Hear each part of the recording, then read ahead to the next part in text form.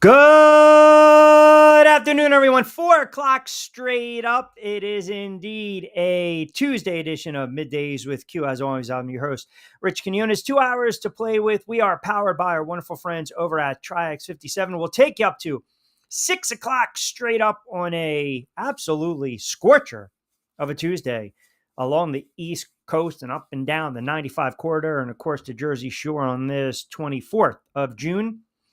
2025. As always, stay connected with us, bring something to the table. It's pretty easy to get social with us as well at Triax57 on Facebook, IG, and X.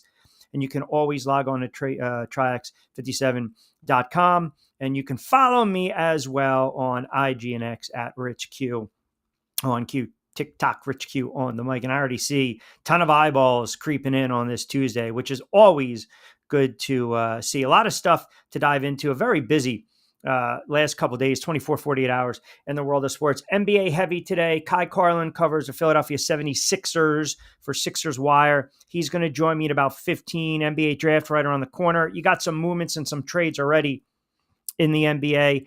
Jonathan Marshall, WMUR, with his weekly spot, will kind of put a bow on the NBA Finals, some of these injuries, how they affect the betting lines going forward. And he'll give us a quick little glimpse of where he also sees the top 2, 3, 4, 5 picks in the NBA draft, because we already know where it's going to be settled at number one with the Dallas Mavericks. And, of course, Cooper Flagg. I mean, that's a foregone conclusion. And then Lloyd Vance would join me right around 5:25. A lot of NFL news that broke. Plus, we'll continue to look at these divisions, and we're breaking down the AFC South. So if you happen to be a Colts fan, if you happen to be a Texans fan, if you happen to be a Titans fan, or if you happen to be a Jacksonville Jags fan, then you might want to stay locked in when do our breakdown as well. And I say that in tongue in cheek with our displaced fan, Vince, who goes from Pittsburgh to Jacksonville. But how about this to start things off as we talk about, what's trending right now in the world of sports and what's going on in the NFL. I mean, that's kind of like the big news of the day. I guess when you think about it, these reports, right? I mean, we'll get into, some people suggested the Giants should cut Russell Wilson. We got collusion in the NFL, which I'm going to get into right now. And then Rodgers one and done. And I mentioned that trade in the NBA, Boston trading Drew Holiday. So we'll talk NBA, like I said, in about 15 or so minutes. But, this story that comes down in the NFL today, and good job. And I know I've been critical of Mike Florio in the past, but him and Pablo Torre, really nice job here, kind of uncovering memos that were leaked and getting documents that the NFL encouraged collusion, which, the NFL trying to desperately hide these docs. I mean, you talk about shadiness behind closed doors. The NFL right now, that this has been reported. An independent arbitrator wrote that there's little question the NFL Management Council, with the blessing of the commish, remember now, protecting the shield, Roger Goodell, encouraged teams to reduce guarantees in NFL contracts during a 2022 owners meeting. Folks, that's huge. Now, the arbitrator of the 2022 lawsuit by the NFLPA, the NFL Players Association, alleged collusion by the league and its owners ruled there's not evidence to verify that collusion occurred. Basically, it's all about, listen, I'm not going to pay some of these vets. I'm going to reduce these guaranteed contracts. I'm not going to allow them to make the most, money at that moment. And listen, if any of this is true, then the NFL is in big trouble now. The NFL is in big trouble. I mean, this is, if you can show cause, if you can prove this right now, it's like, think about it. You got the holy grail for the union. The NFLPA is probably one of the toughest unions aside from MLB.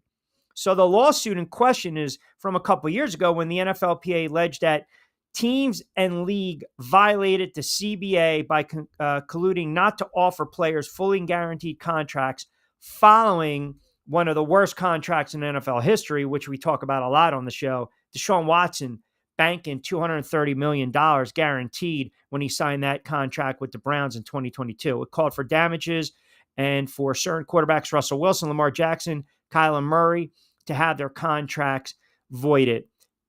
I mean, I don't know where you guys, if you've been reading up on this, if you're just tuning in and you just heard about it now on Middays, this is a major bombshell.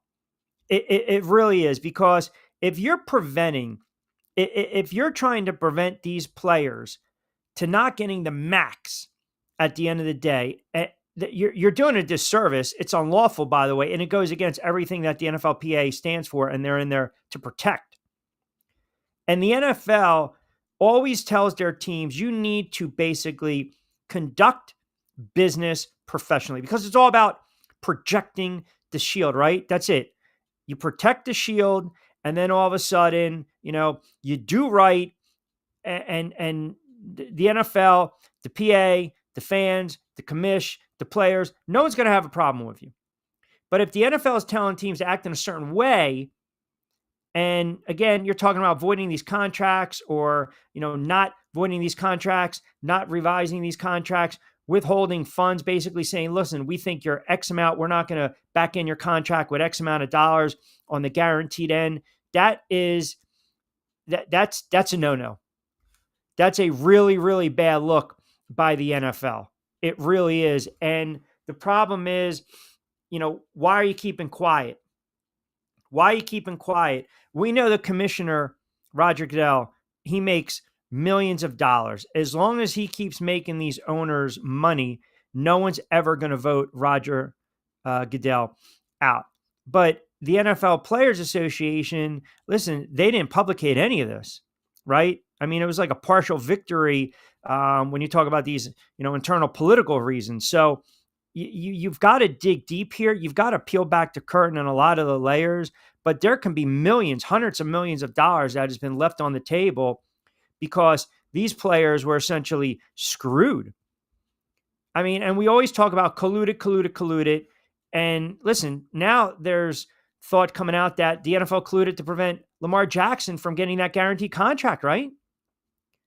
So again, maybe there's the fine line of demarcation to certain contracts, but if you take a step back, and if you're talking about the Watson contract and then the trade and the NFL, the owners, a lot of them were upset with the deal because it turned out to be a ridiculous contract, but some weren't upset because it turned out to be a ridiculous contract.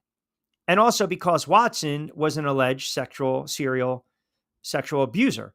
So there was really no apathy in that regard. The fact that he got the fully guaranteed kind of raised eyebrows. And again, we're talking about the standard NFL player contract, which has all types of verbiage and loopholes, and I can get out. I can, null and void. I can find, the devil's in the details in this. And the problem is that in the original lawsuit, the NFLPA alleged that the collusion at the owners' meeting prevented Russell Wilson, Kyler Murray, and Lamar Jackson from possibly getting their own fully guaranteed deals, meaning they could have got the type of numbers at the time that Deshaun Watson got, which again, every single solitary penny was guaranteed. So if Russell Wilson signs a 5-year deal worth $300 million and only 60, he's leaving $240 million on the table. I'm just giving you arbitrary numbers as example, but it's a bad look. It's a really, really bad look because the players are the league. Period.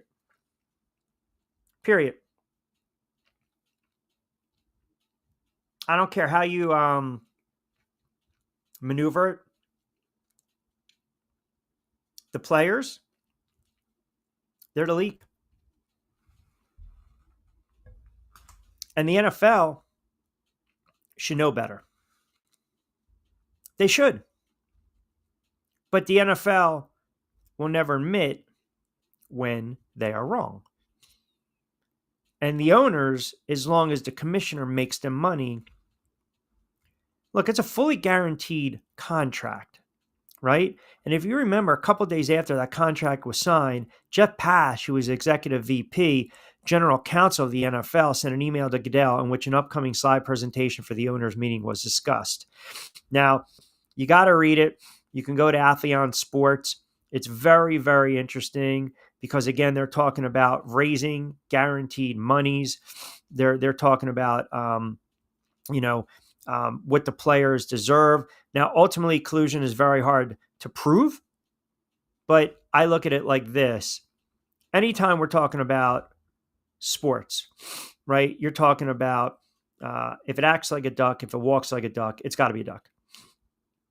That's just the way I look at it. So the NFL, to a man, it's a shady business. It's a sneaky, shady, underhanded kind of business. And they really aren't looking out for the players' best interest. They're not. The players make the league. The league doesn't make the players. You take the players away, you don't have a league.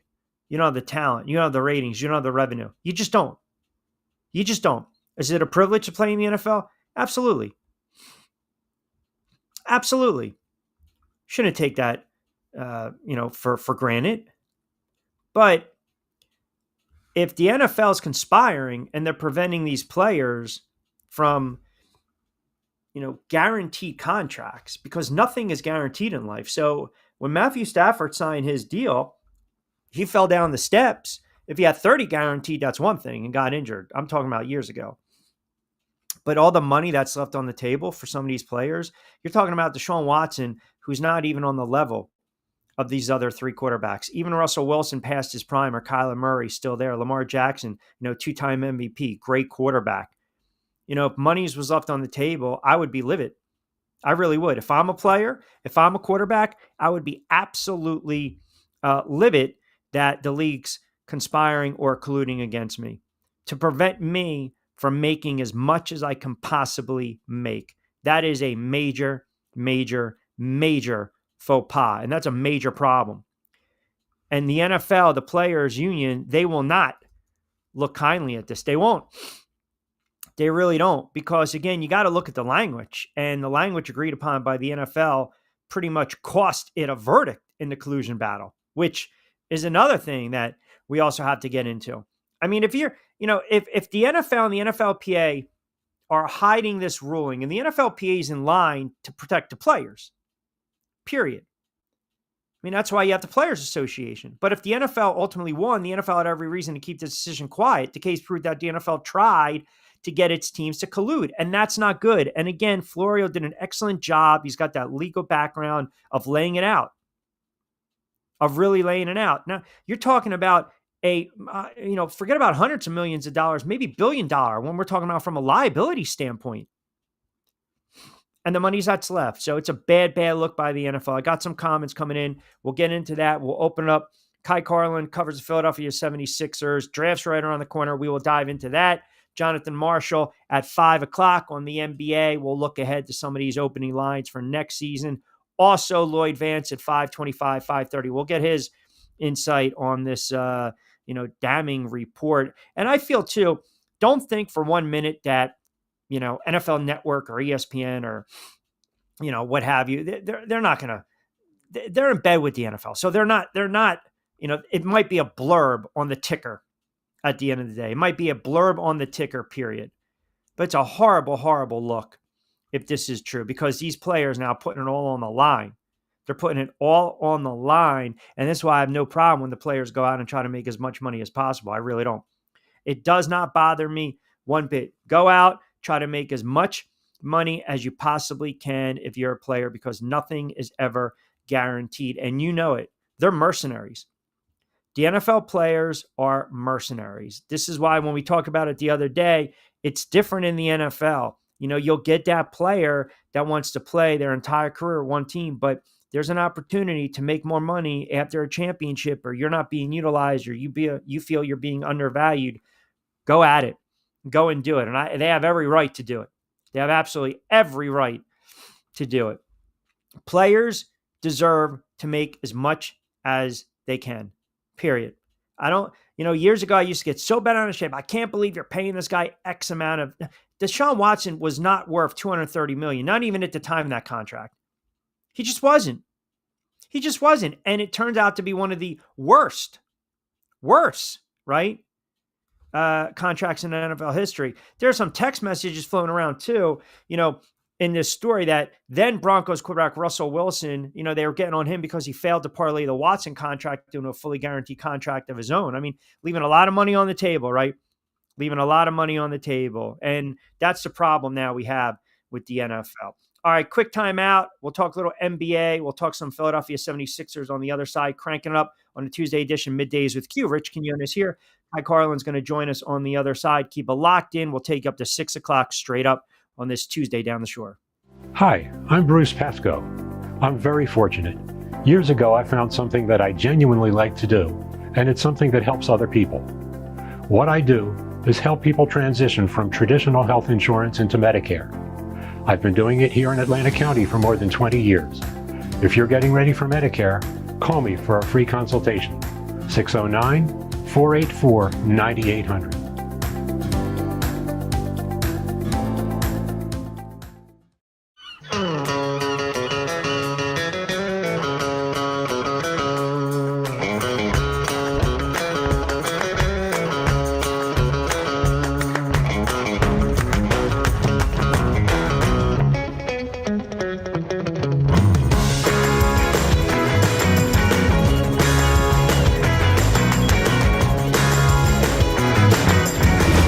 What the Down Beach Seafood Fest is all about. It's about community, it's about friends, it's about culture, right? The food culture in Atlantic County is rich.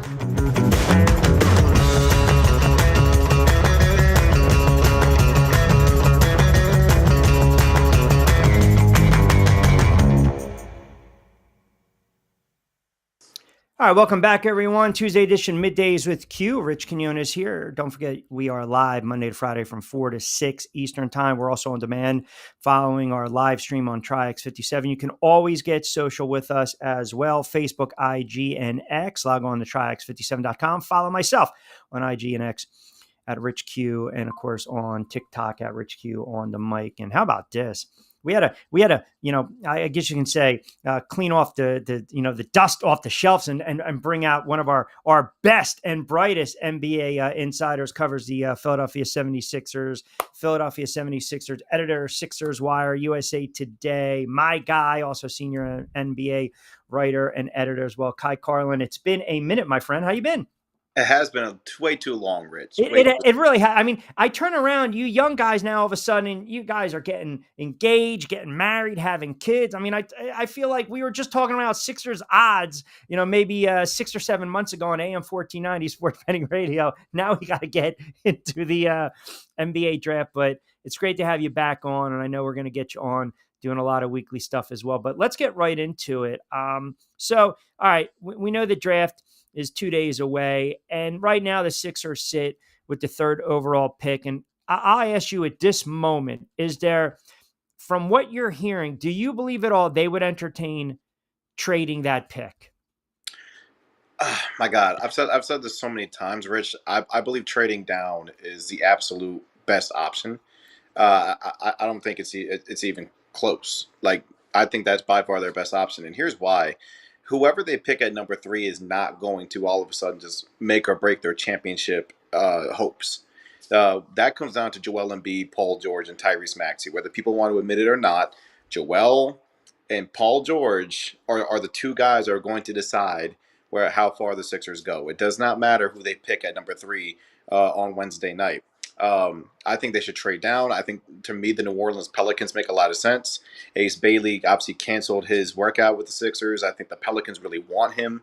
If you could trade the number 3 pick, end up getting the number 7 from New Orleans, and maybe getting a win-now player like a Herb Jones, or, I mean, if you can maybe finagle your way to get Trey Murphy III, all of a sudden the Sixers have depth. They have younger pieces. They have reliable pieces, players that can help them win now in an Eastern Conference that all of a sudden, Rich, is wide open with the injuries to Halliburton and Tatum and Lillard. So, I mean, the opportunity is there. For me, trading down is by far the best option. Interesting. And yeah, thanks for clarifying. Today's a Tuesday. The draft is Wednesday. For some reason, I was thinking it's Thursday. I always kind of, the NFL draft always on Thursdays. But with that being said, so you said a couple things, and I just scribbled a note or two while you were speaking. So here's my issue. At 3, you're right. You might not get that quote player right away, right? I mean, it depends on what direction. We know that flag's going to be taken number 1. Everyone believes Harper's going to go number 2. So then, okay, here we're at, we'll get into Edgecombe or Bailey or whatever at 3 for the potential of the Philadelphia 76ers. Are they drafting? Is the mindset to draft and build around Embiid, or is the mindset to draft and build around a guy like Tyrese Maxey? Oh, man. That is going to be the $1,000,000 question heading into Wednesday night, because Daryl Morey has continued to come out and say on record that, yes, we think Joel's going to come back healthy. He kind of compared, I guess, the guy, the surgeon, forget his name. I want to say Dr. Glashow is the one who performed the surgery for Joel. I guess the same doctor who performed the surgery for Joel performed the surgery for Kawhi Leonard. And I guess Leonard had a really good playoff run for the Clippers. I will say that. They lost round 1, but Leonard was looking pretty good. So I'm curious to see how Joel comes back. Daryl Morey has been on record saying they expect Joel to be back when the season opens this October. They expect Joel to be able to get out on the floor and at least do a majority of the things, right, that he used to do. But I think it's fair to question what kind of shape will Joel Embiid be in. This is 2 knee surgeries in 14 months. Yeah. He's a human being at the end of the day, and a very large human being at that. So as amazing as Joel Embiid is, and like everybody knows how great he is, he's by far a top 3 player in the league, like when he's right. But I don't think we can expect Joel Embiid to come back and look like Joel. So I think it's fair to question whether it should be Tyrese Maxey's team at this point, which is why I think VJ Edgecombe, if they stay at 3, I think Edgecombe is the pick.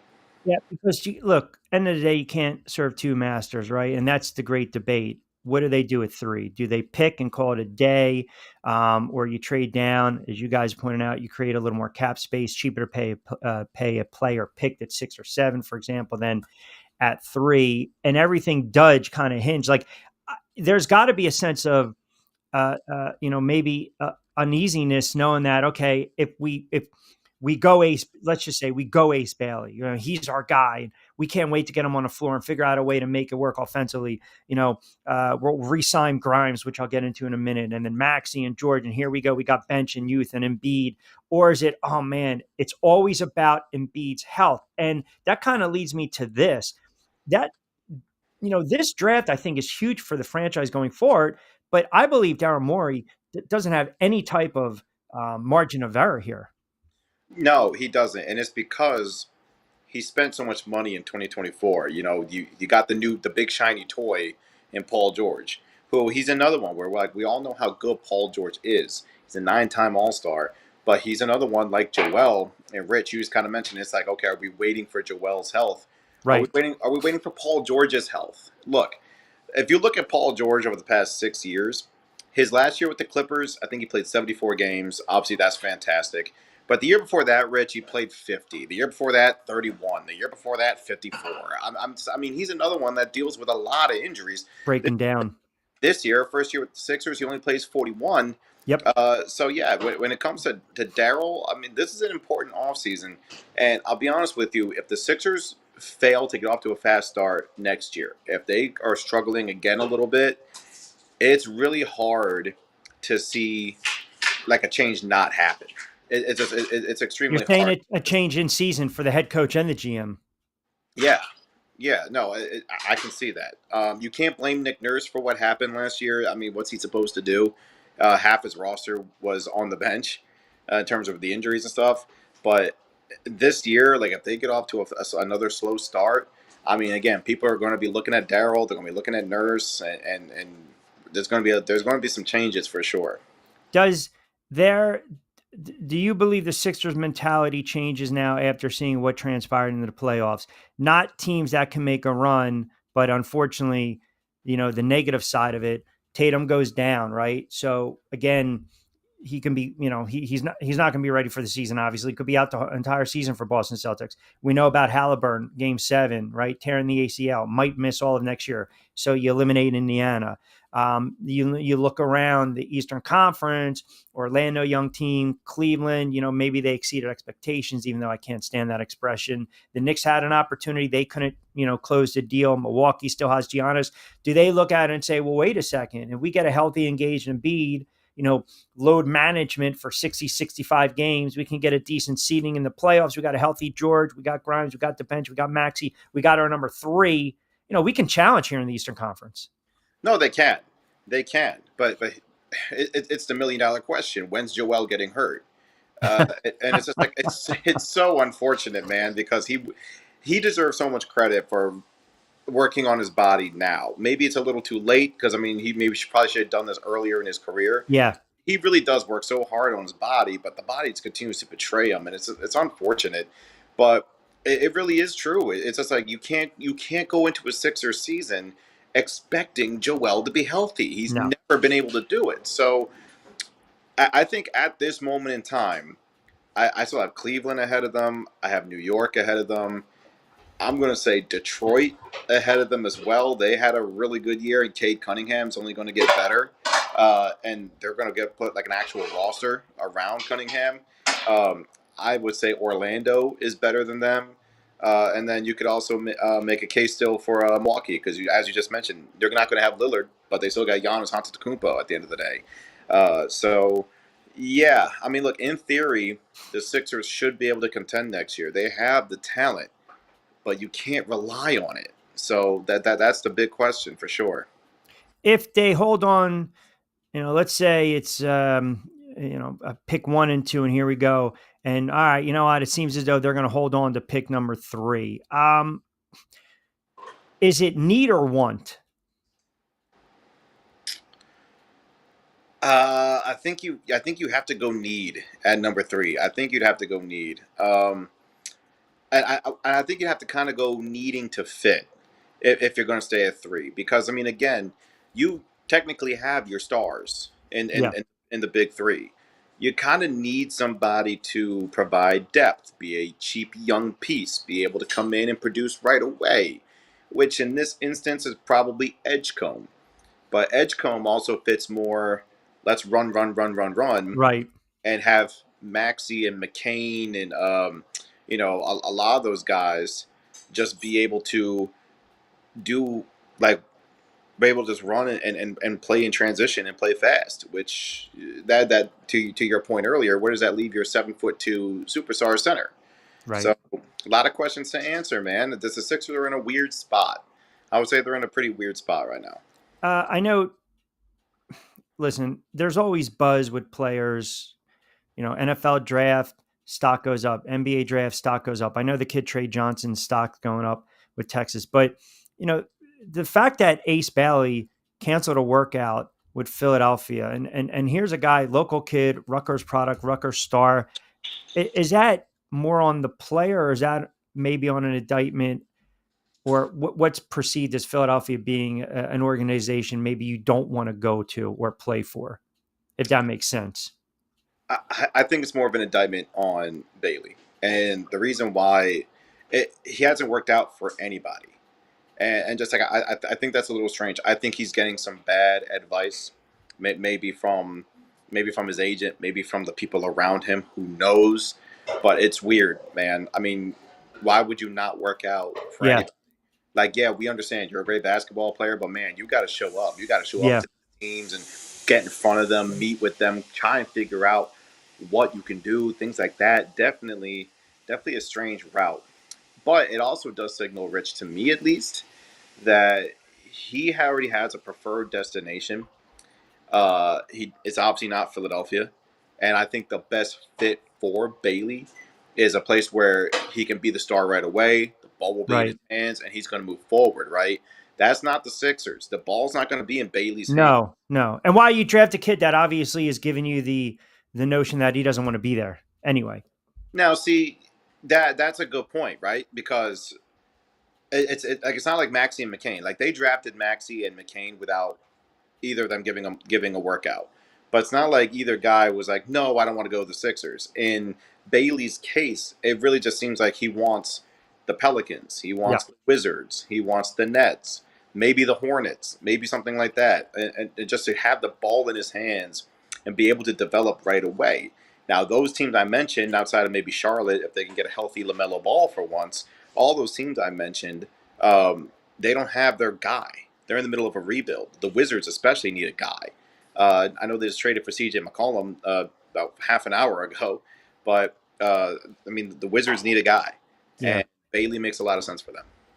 And I like the kid Edgecombe too, right? If they want to get up and down the floor, because they've got guys that can run the floor and they have pretty good spacing, especially when Maxi's out on the floor. He can put it on the floor. He can play, wherever you kind of need him to play. He's very athletic. How about Grimes? I mean, that's priority to re-sign him.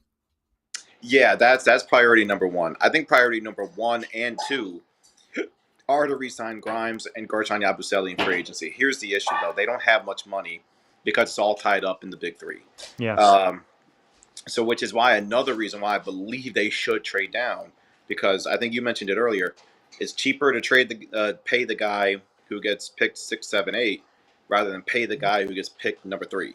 So, I mean, look, it is what it is, but if you trade down, you can still get a young piece. Like if you trade down to 7, for example, you can get maybe a Trey Johnson or a Con Kneppel or a Jeremiah Fears, a Come On Malawatch, somebody like that. And then you can also get a win now player while also creating a little bit more cap flexibility to bring back both Grimes and Yabusele. If you're asking me if I had a prediction right now, I think Grimes is back. He's a restricted free agent. Sixers can match anything. I believe they will, unless it's some exorbitant amount of money. Like, say, Brooklyn throws a bunch of money at Grimes to try and force the Sixers' hand. But I do think Grimes is back. Not so sure about Yabusele. He's unrestricted. Right. He had a hell of a year. I know there's a lot of teams that have a lot of interest in him. So I heard he would he go back to Europe? Would he go back and play in Europe? No. I think he's in the NBA. He worked way too hard to get back to the league. Yeah, I think staying in the league. That's what I figured. Hey, lastly, before I let you get out of here, and you wrote about it on Sixers Wire, and I kind of did a double take that when you think about that core, right, or the nucleus for the Philadelphia 76ers, what they play in, 15 games together this past season? They played 18. They only finished 15 of those 18. I just feel as though we have this conversation, like, and you know me, I'm a Knicks fan, but I've pounded the Sixers for what they've done over the last several years. Like, I don't feel they're ever going to win a championship with Embiid. And I felt, and I told you this, I think I said it years ago, even prior to him winning the MVP and even after. And I get it. It's harder to cherry players with these contracts. They should have traded him because he's going to be when it's all said and done, you'll look at him and say, yeah, he had a great career. Could have been an all-time, or maybe he already is an all-time great with the Sixers, but was never healthy. But meaning that, is they never can get to the Eastern Conference Finals. They never got to an NBA Finals. They never won anything. And I feel as though that's, in 2, 3, 4 more years, that's how we're going to look at the Sixers. Yeah, it's getting dangerously close to that, right? I mean, look, he's been with the Sixers now. When was he drafted? 2014. So that was 11 years ago. He's played 9 years for them. Obviously, he missed those 2 years. So in 9 years, he's established himself, as I mentioned earlier, a top 3 player, MVP, All-Star. He's now an Olympic gold medalist. I mean, he's accomplished so much. But the issue is, and I think you just kind of mentioned it, when his career is over, and let's say 5 years from now, it's 2030, and we're still talking about Joel, and it's like, man, he could never stay healthy, could he? No. Man, they just couldn't get over the hump, could they? So it's like that's going to kind of be the unfortunate part of Joel Embiid's legacy when he eventually does decide to hang it up. And there's going to be too many people just kind of looking back and be like, oh, man, he wasn't able to finish it off. Yeah, and listen, you always have to go back, and we know it's Monday morning quarterbacking, and we know the risk to reward and 2020 hindsight and everything. But, at the end of the day, he's 31. And you mentioned he is a big, big dude. Yep. And obviously, the first 2 seasons, injured, not even out on the floor. And the argument was we can't even gauge this kid's talent because he's not on the floor. But ultimately, listen, the Sixers knew that. He declares for the 2014 draft. He foregoing what? The final 3 years of college. And he had that surgery, and we were all talking about, the right foot. And again, he was still picked by the Sixers. A couple of days later, he was still picked. So they knew going in there might be that risk to reward where we're getting damaged goods, but when he's healthy and he's on the floor, he could be a dominant player. And most of the time he is. The problem is the availability. And I think that's kind of going to be the little check mark, the little asterisk when you talk about Embiid's career. I agree completely. And it really is such a shame because I want to say in the 2020-21 season, rewinding the clock a couple years, but was when he hired a nutritionist and he was getting in the gym every day and he really was taking everything seriously. Again, as I mentioned earlier, he worked so hard on his body. Just unfortunately, the body continues to betray him. Yeah. But on the flip side, you can make the case and be like, well, he should have did that from the jump because maybe he might not be in this position right now. And then kind of goes back to your point, Rich, about hindsight and everything. Right. 2020 and such. Well, it'll be interesting to see how it plays out. So final last loaded question here, 30 seconds. They trade the pick or they keep it? They trade it. Again, it's so hard for me to see them actually make the selection. Trade down, create some cap space, bring in a win now player. I think that's the way to go. All right. And then before I let you get out of here, how can everyone follow you on social and all the great work that you do? You can always follow me on Twitter and Instagram, Kai_Carlin. All my work is always on there. You can always check out SixersWire.com as well. And you got engaged? I saw your posting you got engaged, or you've been engaged? I just got engaged on Saturday. I proposed to the love of my life, and I'm extremely happy. And I look at you. You got the ear to ear. Oh, my goodness. Absolutely. I mean, before, you didn't have any hair on the face. I don't know if you were dating somebody. Now you got the full beard. Now you're getting married. I don't understand. Is it me? Am I just getting older? Or are you guys just, like warp speed blossoming in, from boys to men? Right. Might be a combination of both, Rich. Well, listen, man, I'm glad we got you back on. We know you got an open invite. We'll start doing some weekly or at least twice a month spots, and we'll recap the draft. But I always appreciate you jumping on board, brother. Absolutely, Rich. Always good to talk to you, man. Thank you. All right, you got it, my guy, Kai Carlin. Quick timeout. We'll come back on the other side. Don't forget as well, when we do come back, we got a lot of NFL to get into. I want to hit the break. I see some comments coming in already. By the way, Vince, I see your comment. I'm going to address it on the other side. We are talking AFC South today, Vince. So I just want you to know we're talking AFC South. So, get ready for your hashtag Duval or whatever the hell you kind of say with the Jacksonville Jags. But yes, a lot of collusion coming in on this Tuesday. Keep it locked in on a Tuesday edition, Middays with Q. We are coming at you live exclusively from our good friends over at TriX57. Check out the Facebook page and, of course, TriX57.com. Give them a follow, like, comment, share. It's definitely worth it, and we are absolutely thrilled to be part of their family Monday to Friday from 4 to 6. Quick timeout. We will come back on the other side. We'll reset the table. We'll get to this NFL collusion, not colluding. Aaron Rodgers, one and done. And there's a thought the Giants should cut Russ Wilson. They're not even going to let him marinate, let alone cook. We will get into that as well on the other side. Hi, I'm Bruce Pascoe. I'm very fortunate. Years ago, I found something that I genuinely like to do, and it's something that helps other people. What I do is help people transition from traditional health insurance into Medicare. I've been doing it here in Atlantic County for more than 20 years. If you're getting ready for Medicare, call me for a free consultation. 609-484-9800.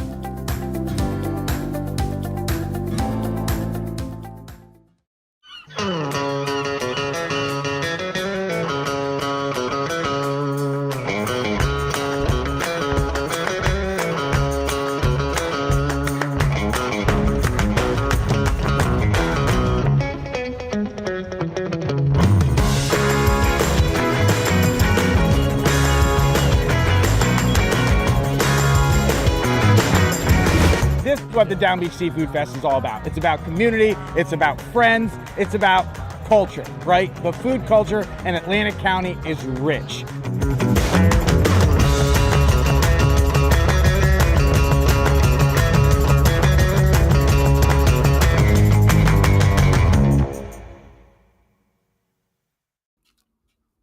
All right, 440 on a Tuesday edition of Middays with Q. A lot of comments coming in. Oh, you guys are wound up on this Tuesday edition of Middays with Q. Let's see what's going on.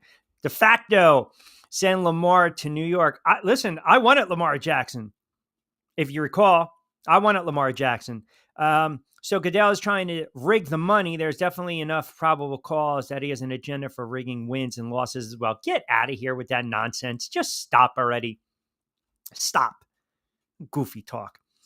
Told you the NFL was guilty of collusion, but I guess you'll take Pablo Torre's over loyal listeners with an ear to the ground. I see how you get down, Q. No. Hold on a second. Stop. Hold on. Let's back it up a little bit. So when I said in the past about the NFL not colluding, that's when we were talking about said players. Like, you guys don't confuse, don't use the word colluded and get that confused with blackballed. Don't. Because that's where the argument, we were having this argument or this back and forth or this type of debate at the time. All I'm saying is you have to actually peel back the curtain and you have to look at the layers here. And you got to see what's really going on behind closed doors. Now, as I mentioned, ESPN's not going to, this will be a blurb. NFL Network, it'll be a blurb. But it's a big story because you potentially have locked out players and you've left a lot of money on the table. And that's not a good thing. If this is true, if this is accurate, and no, I'm not taking those two guys' words for it, guys, to be honest. But again, you can't hide docs. And you can't encourage collusion. You can't. The NFL is a billion-dollar industry. The money that filters through the NFL, through these games, through these ratings, through the player salary, merchandising, the stadiums, the PSLs, the licensing, the seat licensing, the advertising, the revenue, the network deals. It's crazy. It's a beast. It's a beast. But if the commissioner signed off on this, and the commissioner basically told 32 NFL teams reduce guarantees and veteran contracts, this is a horrible, horrible, horrible look. It really is. It's a horrible look. It's a bad look. And you're talking about now, the NFLPA, they're there to back the player. And if the evidence doesn't establish clear cut that, hey, they did this, they don't have a case. It's very hard. We can sit here, okay? We can sit here and say that they, colluded. Or I can sit there and say, they blackballed me from a job, right? So you think they only collude on contracts. How naive are you? I'm not saying that. What I'm saying is this. It's really hard to prove. It's really hard to prove. You've got to line up all your ducks in a row, and you've got to have hard evidence. That's all I'm saying. You have to have really hard evidence.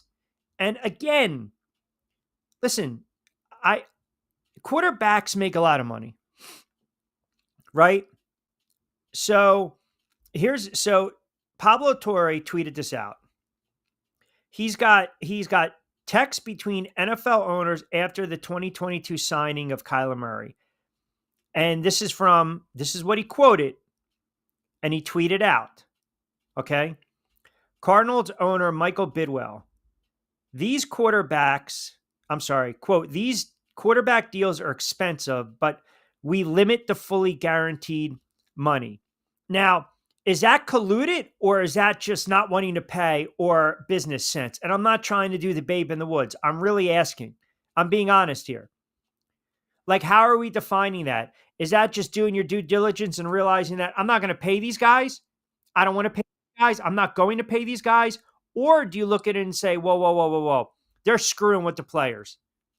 They're conspiring. They are, again,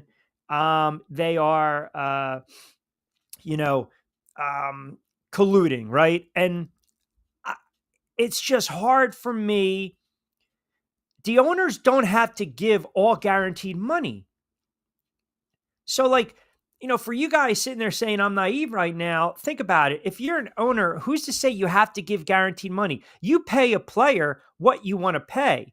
But again, if they're all getting together saying, be cheap, screw these guys, don't pay them their max value, then shame on them. From a moral standpoint, from a character standpoint, do you have any legal recourse on that? If you can prove they colluded, then yeah.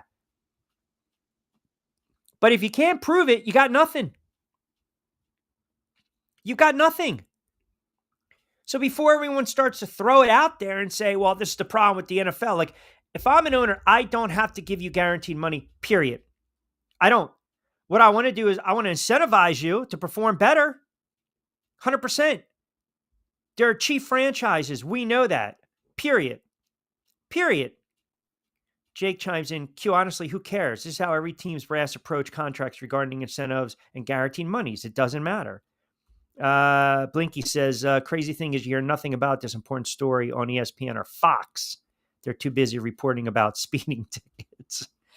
Listen, you guys take it for what it's worth at this moment. You want to take it again and you want to spin it, okay? We know the owners protect Goodell and Goodell protects the owners because Goodell makes the owners a substantial amount of money. So obviously they're all in each other's ear. We're not going to be naive to think they're not. Okay. And I'll put it in context. I'll get to the comments. I see a lot of them coming in. What I'm saying is walk it back for a moment. Think. Like, be pragmatic here. Seriously, think for a second. If you're an owner and you want to pay Jalen Hurts X amount of dollars, and this is the contract, and you realize you're going to save money at the end of the day because of the incentives and the guarantees. Jalen Hurts signs that contract. How's that colluding? You might be cheap. You might have to have him work for it a little more. You might have to put incentives in the back end, right? I'm telling you, it's almost impossible to prove collusion. It's almost impossible. C chimes in, Q, it's a media story. Fans don't care. But that's not true. That's not true because now all of a sudden it potentially opens up a can of worms. All I'm saying is if the commissioner had his fingerprints on this, then as the commissioner, that's not really protecting the shield. It's not. Do you remember how much Denver got ripped when they gave Russell Wilson that contract, 3 years, $124 million in 2022? I think he had 2 years left on his deal. Now, according to these documents, and I got to see them, if the NFL Players Union, the NFL/Players Union, the collusion case reveal could have been worse. Apparently, Russell Wilson asked for 7 years, $350 million. He settled for 7 years. Now, hold on. At the moment, because I see you guys right now on X getting at me, that's a fair starting point if you talk about the quarterback market. So I think he wound up settling for like 7 and 280, 285. So again, it makes the league look shady. We already knew the league was shady, but we also know the league is also all about business. Context, thus is after Goodell holds a meeting saying the guarantees were getting out of control. Yes, correct. But again, it's owners' money, man. They can pay what they want. It's just like GMs can draft who they want. Coaches can play who they want. Owners can fire and hire who they want. It's a slippery slope. We're going down. It's a slippery slope. Was there any punishment for Kroenke and Jones, including to get the Rams out of St. Louis? No, but it's, again, can we come up with another word? I mean, Irsay, these guys took the Baltimore Colts in the night in 84, in the snow. And they moved. A lot of times it's all business. It is. A lot of times it is all business. And I know these contracts are out of hand, but I'll be the first one to tell you, listen, if they want to pay the quarterback X amount of dollars, let them go pay the quarterback X amount of dollars. But they don't have to pay the quarterback if they don't want to. They don't need to pay the running back. They don't need to pay the wide receiver. Now everyone's going to come out of the woodwork and say, see, this is what happens. They didn't want to pay player A. They don't want to play player B. And this is why the player left. I mean, we knew it all along. Arbitrator pretty much dismisses the NFLPA case. So if an arbitrator is finding that NFL is colluded, I need more substantial evidence. And I, for one, also believe that the fact that, again, I haven't flipped on the TV, but I'll tell you right now, NFL Network's probably not talking about this right now. ESPN's not talking about this right now. And I don't want to hear this. Well, it's a fan. It's not a fan story. It's not a fan story. If more leaks out and more's uncovered, then you're talking about, you could potentially now be talking about billion-dollar lawsuits, right? The law calls it, conspiracy, right? You're conspiring. You're talking a lot of money, man. A lot of money. Irsay won a new stadium. Baltimore said no. That's why the Colts left. There's more to that story why the Colts left. Come on now, de facto. You should know better than that. Come on. Flex your chops a little bit, will you? Flex your chops. Everyone knows. Everyone knows where the golden goose was hidden back in the day when they moved in the night, right? They just filled up the trucks and they took off. His father purchased that Baltimore franchise in 1972 for $12 million. I mean, it's just crazy, the value. Absolutely crazy, the value. Teams move all the time. Remember years ago, there was talk that the Eagles were going to move. Remember that? That was a big story.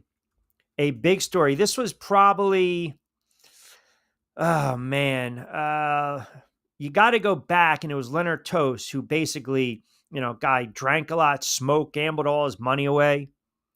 But there was a thought that they were going to move, and I think they were going to move the Eagles to Arizona, if you remember. They almost moved to Arizona. And that was like the end of 83, 84 season. Leonard Toast was seconds away. He was seconds away from backing up the trucks and moving that team. That's crazy when you think about it. And the guy obviously, unfortunately, was a compulsive gambler and blew a lot of money. But guys, they pick up and they leave all the time, right? Man, good afternoon to you. At least de facto read the room this time. I mean, it's a rarity. I mean, it only took what? A couple years now? Yeah. Leonard Toes, gambling. Yes, correct. Not Toast. Leonard Toes, correct. He was a big time degenerate. Oh, big time. I think the Sands sued him because he owed him like $2 million in debts, gambling debts. Remember the Sands? I think he countersued him, right? Pulled the old, I got too drunk. They kept feeding me liquor and I didn't know what the heck I was doing. There was I don't know if it was on the 30 for 30, but they interviewed one of the cocktail waitresses, or the testimonial was that, the job was keep his glass filled. And I'm not laughing at the gambling problem, obviously. I'm just, how the casino business, even back in the day, was working. Joe D chiming in. Q, I don't buy it at all. Like you said, owners can pay the players whatever the hell they want to play. Tom and Summers' point said, I'm not going to go far as blackballing. I'm not going to say conspiracy. I'm not going to say colluding, but the optics are bad, Q. Yeah, it doesn't look good by the NFL right now. It doesn't. And I'm sure more information will come out, right? Sticking in the NFL, Lloyd Vance, 520, Jonathan Marshall, NBA draft at 5 o'clock. Did you see Rodgers basically said that this is going to be his, quote, final season? I mean, what are the odds? Aaron Rodgers saying, yeah, this is going to be my final season. And if that's the case, I wonder, if you're the Pittsburgh Steelers, you think you had a conversation with Aaron Rodgers and you basically said, is it going to be one and done? Kaepernick just couldn't play anymore. I'm so over that Colin Kaepernick nonsense. I said it at the time. The guy couldn't play anymore. And he sued the NFL. You think you have to friggin' sue in the NFL, you're going to have a shot to play again? Come on, don't be foolish now. Again, read the room. 0 for 2 right there, de facto. You were on a little bit of a run here. On a little bit of a run. Aaron Rodgers, he turns around, he says, I'm one and done. I'm going to play one more season. Well, if you're a Pittsburgh Steelers, you got to feel foolish. What'd you go and sign the guy for? For a year? It's like, going up to the window and getting a quick little marker. For what? Short-term burst? Makes absolutely no sense. They're going to be so bad this year. That's going to be a train wreck. That is going to be a train wreck watching Aaron Rodgers with the Pittsburgh Steelers. And I know Vince, who's a big-time Pittsburgh Steelers fan, it's a shame we already did the AFC North, he's got to be beside himself. Has to be beside himself. Has to. And why wouldn't you? You had an opportunity to keep Justin Fields on the cheap, Russell Wilson. And oh, by the way, Mark Schlereth apparently came out and said the Giants should cut Russell Wilson. And just throw Jackson Dart out there. Throw him out there.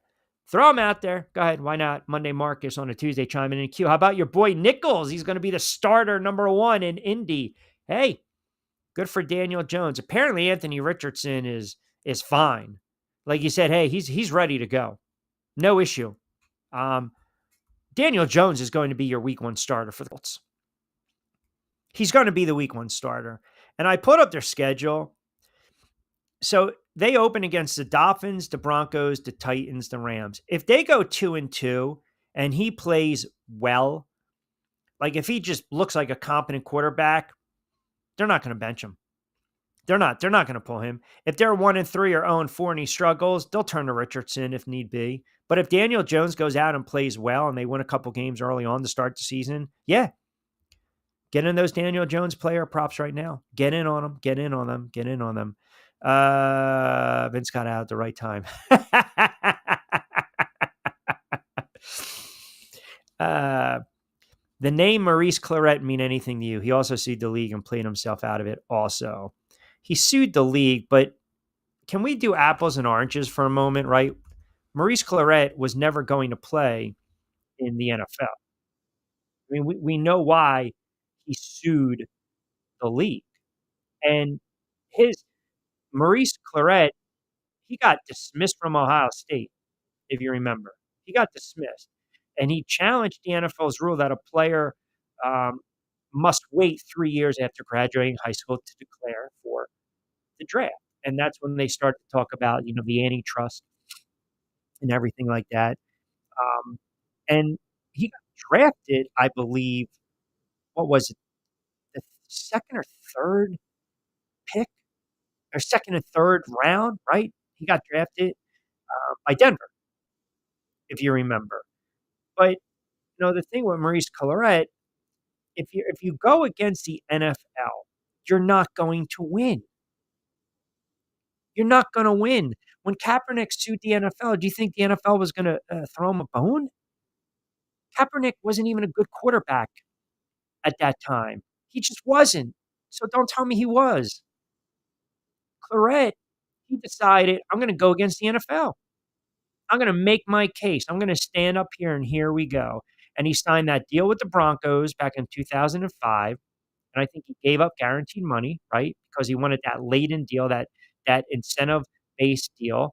And, he basically everything early on, he got bad advice. But then when he started to get good advice, he spurned that advice. He basically was looking, and I don't know who the agents were at the time, but they told him it's a bad deal, don't do it. So he wanted to take that deal, package it so he can get paid first round money if he ran for like 1,000 yards, which was nothing back then. And, again, it never panned out. It never panned out. And he got released. And then obviously he got in a lot of trouble. And, I'm not going to say it's unfortunate. You lay your bed, you make your bed, you got to lie in it. But, again, these are apples and oranges that we're talking about, guys. These are apples and oranges when you start talking about conspiring, colluding, when you start talking about,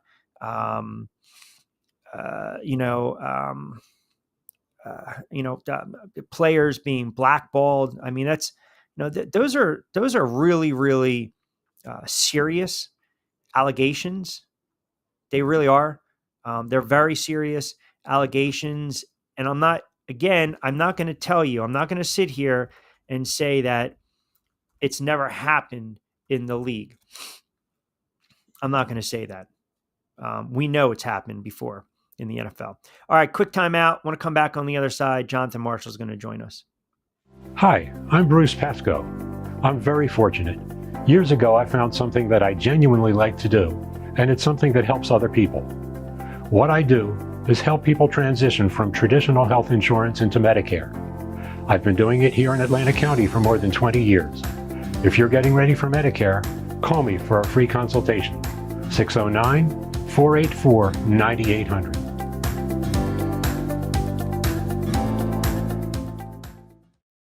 Hi, I'm Bruce Pascoe. I'm very fortunate. Years ago, I found something that I genuinely like to do, and it's something that helps other people. What I do is help people transition from traditional health insurance into Medicare. I've been doing it here in Atlantic County for more than 20 years. If you're getting ready for Medicare, call me for a free consultation.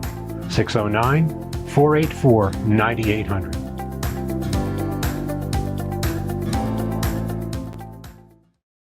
Hi, I'm Bruce Pascoe. I'm very fortunate. Years ago, I found something that I genuinely like to do, and it's something that helps other people. What I do is help people transition from traditional health insurance into Medicare. I've been doing it here in Atlantic County for more than 20 years. If you're getting ready for Medicare, call me for a free consultation. 609-484-9800.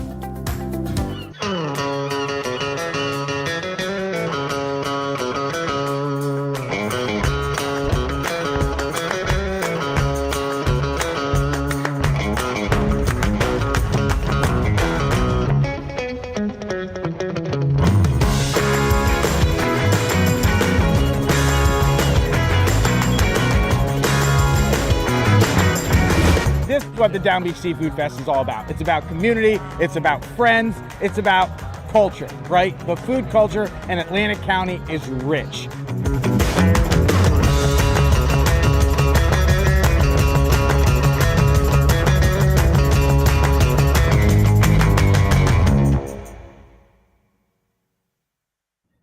All right, 5 o'clock straight up, 60 to book, 60 to play with. My man Bruce got a couple popped in there during the break. All right, that's what we like. We like to get these commercials running. Again, it's a Tuesday edition, Middays with Q. Rich Quiñones here, powered by our good friends over at TriX 57. We're 4 to 6, Monday to Friday. Check us out on social media platforms as well as we'll get back to the NFL talk. We started the show talking a little NBA with the draft right around the corner. That will be tomorrow, mañana, as we welcome in our good friend from WMUR. That, of course, is Jonathan Marshall, as we are fresh off the NBA Finals. Won't spend too much time, but you and I were kind of going back and forth, texting each other during the Finals. And I thought even in that Game 7, I thought OKC had no business having Indiana, taking that series to 7 games. I feel as though the Monday morning quarterbacking is Tyrese Halliburton shouldn't have been playing in Game 7, which I think is kind of ludicrous because you tell me, if the kid doesn't play, we're crucifying. If the kid plays and he plays poorly, we're crucifying. If the kid plays and gets hurt, then we're going to sit there and say, he should have been playing. It's like he was in a no-win situation. It's Game 7. You can walk. You got to get out there. Yeah, I can't blame him. If it's a regular season situation, then obviously you look at it differently, right? Maybe Halliburton and the team, they take more cautious, measures to make sure he doesn't injure himself any further. But with Halliburton, look, we always talk about pro athletes and how much money they're making. How much do you care? How much do you love the game? How much are you willing to put on the line? And he did that. And now he has to face this situation of sitting out for most of next season. And so, just feel so sorry for him because, he was having one of the better postseason runs that we've seen, in recent years, right? And just the run that they've had for Indiana. And so his status as a household name in the NBA was even, getting increased as well. And so, definitely an unfortunate situation, but I don't blame Halliburton for making that decision, and I don't think anybody should criticize him. Right? It's his career, it's his life, it's his body.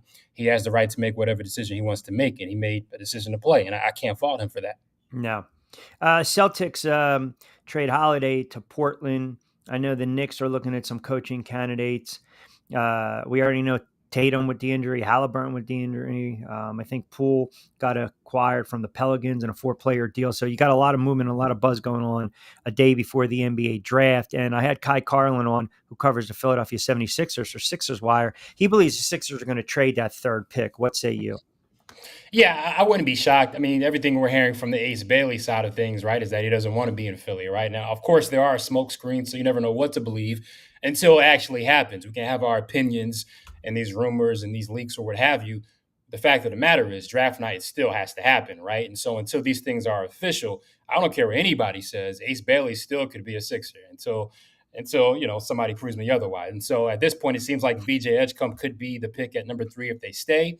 If they move back, that could be a wise move, right? You're moving back, still staying in the lottery, but also maybe getting another young piece to add on with that. Maybe you get a guy like a Trey Johnson, who I really like, a sharpshooter, a talented scorer out of Texas. Maybe Colin Knipple, a solid guy out of Duke. And so they have good options, I think, to definitely improve their team. And so, we'll see what happens. Yeah, I mean, when you look at the draft itself,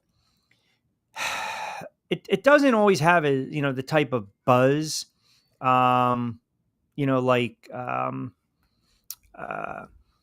the NFL draft, right? But I will say this, I think that the NBA draft, I think to some extent, when you look at a guy like Cooper Flag, a lot of people believe that, do you foresee him being a generational type of player in the NBA? Man, that's such a heavy expectation to put on a young guy, right? Right. And when I think generational talents in the NBA, right, who do we think of? Wembanyama, LeBron James, Shaquille O'Neal, right? Like these are guys who had a skill set that was so dominant offensively Right. that we knew could carry a team. Now, Cooper Flag is interesting because when I first saw him as a high schooler and, obviously went on to Duke, he's a kid who really has all the tools. Defensively, he's special. But what stands out to me the most is his passion, his energy. He's a guy that can really raise the level of the competition for your team, right? And that's what I look at. When it comes to generational talent, I have to see him evolve offensively first, because to be generational, you have to be able to be that guy offensively to carry the load and make Yeah. others better, right? And so I think he has the base and foundation.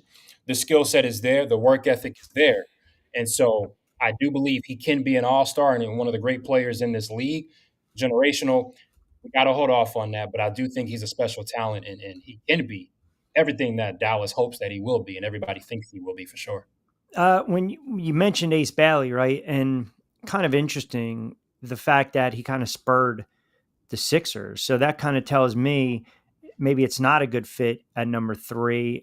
I mean, you rarely hear about players sitting there saying, hey, we're not going to work out for teams, right? I mean, you want that workout. You want to see if your stock rises. Is that, and I asked Kai the same question. I am curious to get your thoughts on it. Is that an indictment on the Sixers or just the player himself? I would say maybe not even a player, maybe the player's representation. Representation.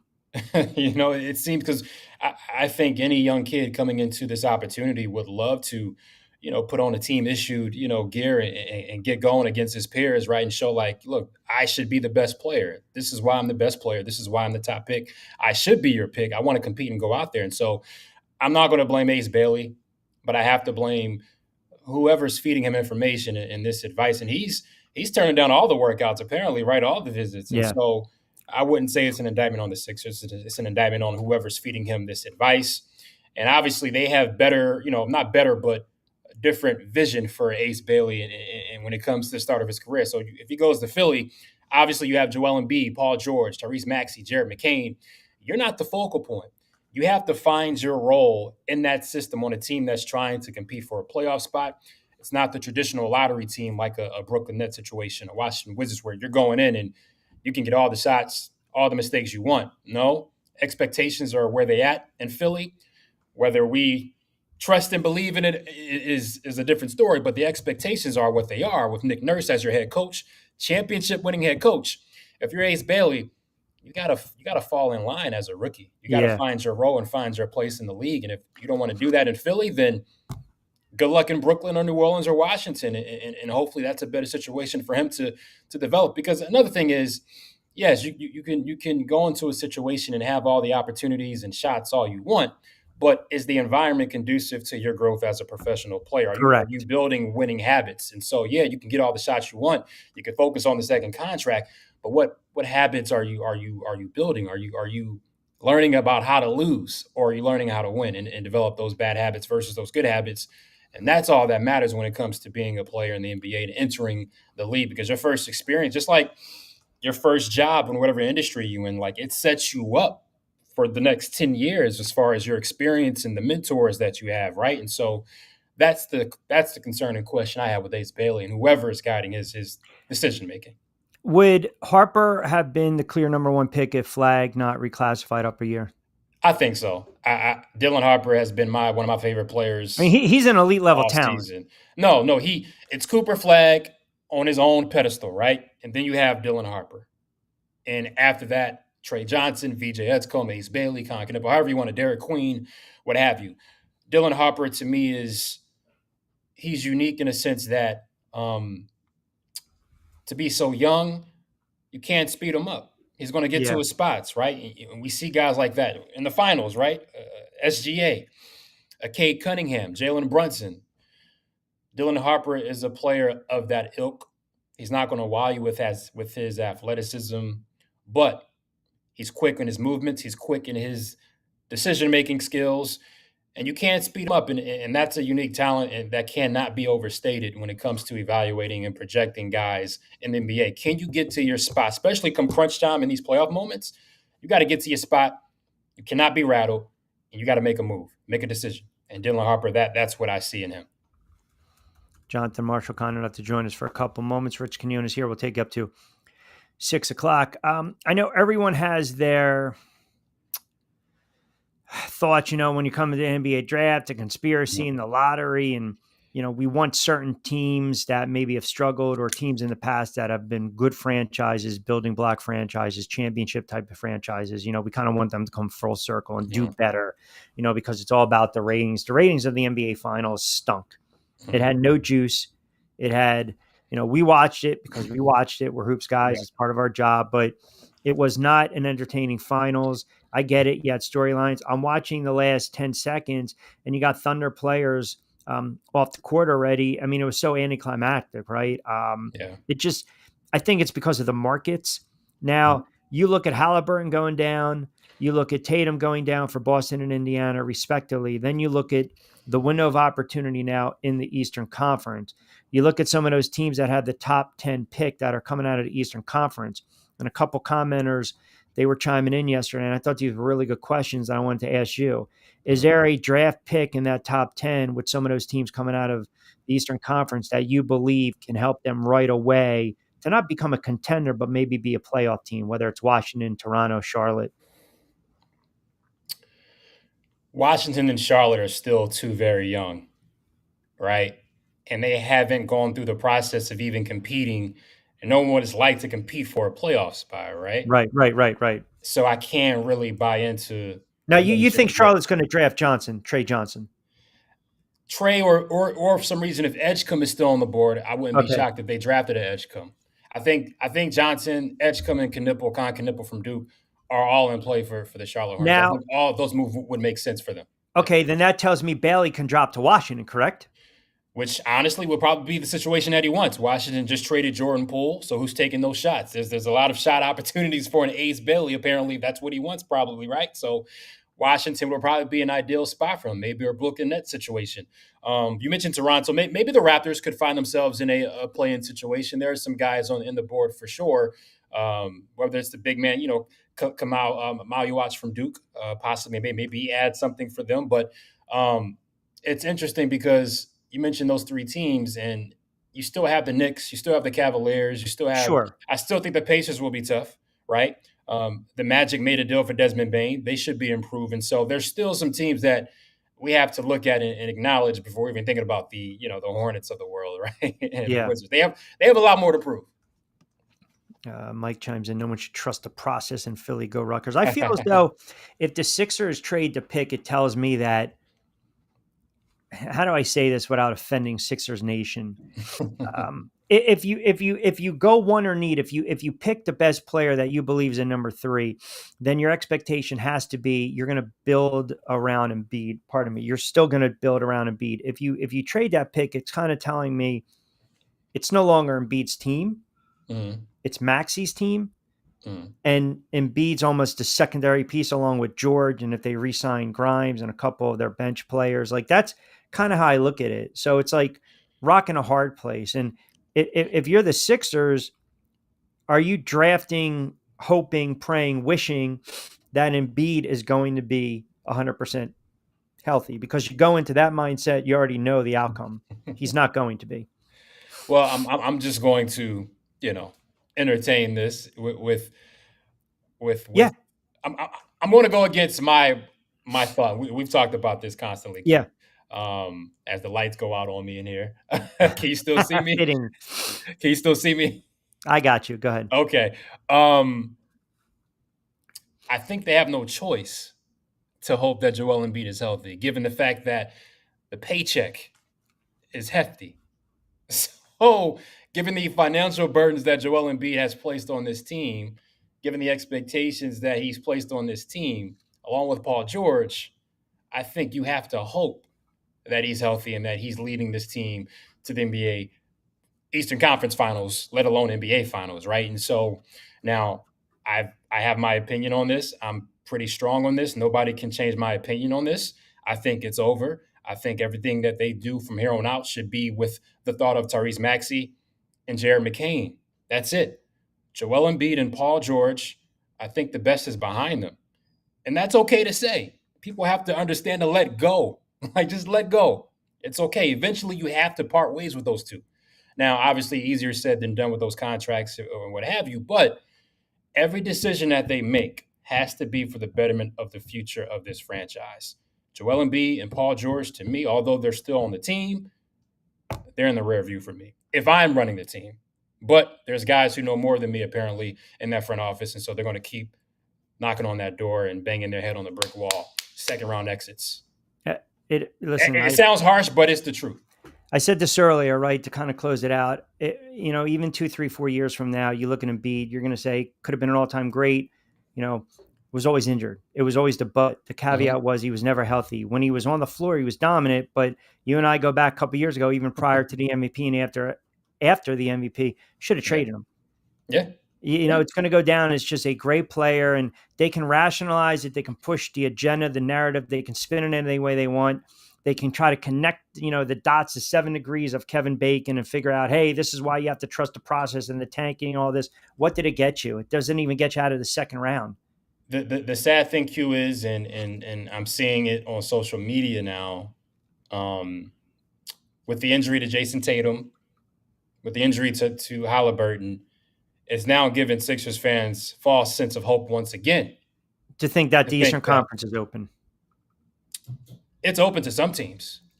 Let's just keep it at that. There's Cavaliers, Knicks, Magic. Yeah. And whoever else, fall off season, things have to happen. Players get better. We'll see. But those are the 3 teams that I look at as far as, okay, they have to be locked in. This is probably the best opportunity they'll have in recent years. So, it's funny as we kind of close it out. I always talk about this, when you talk about some of these trades and in sports, some of the best trades that have never made because you don't make them, right?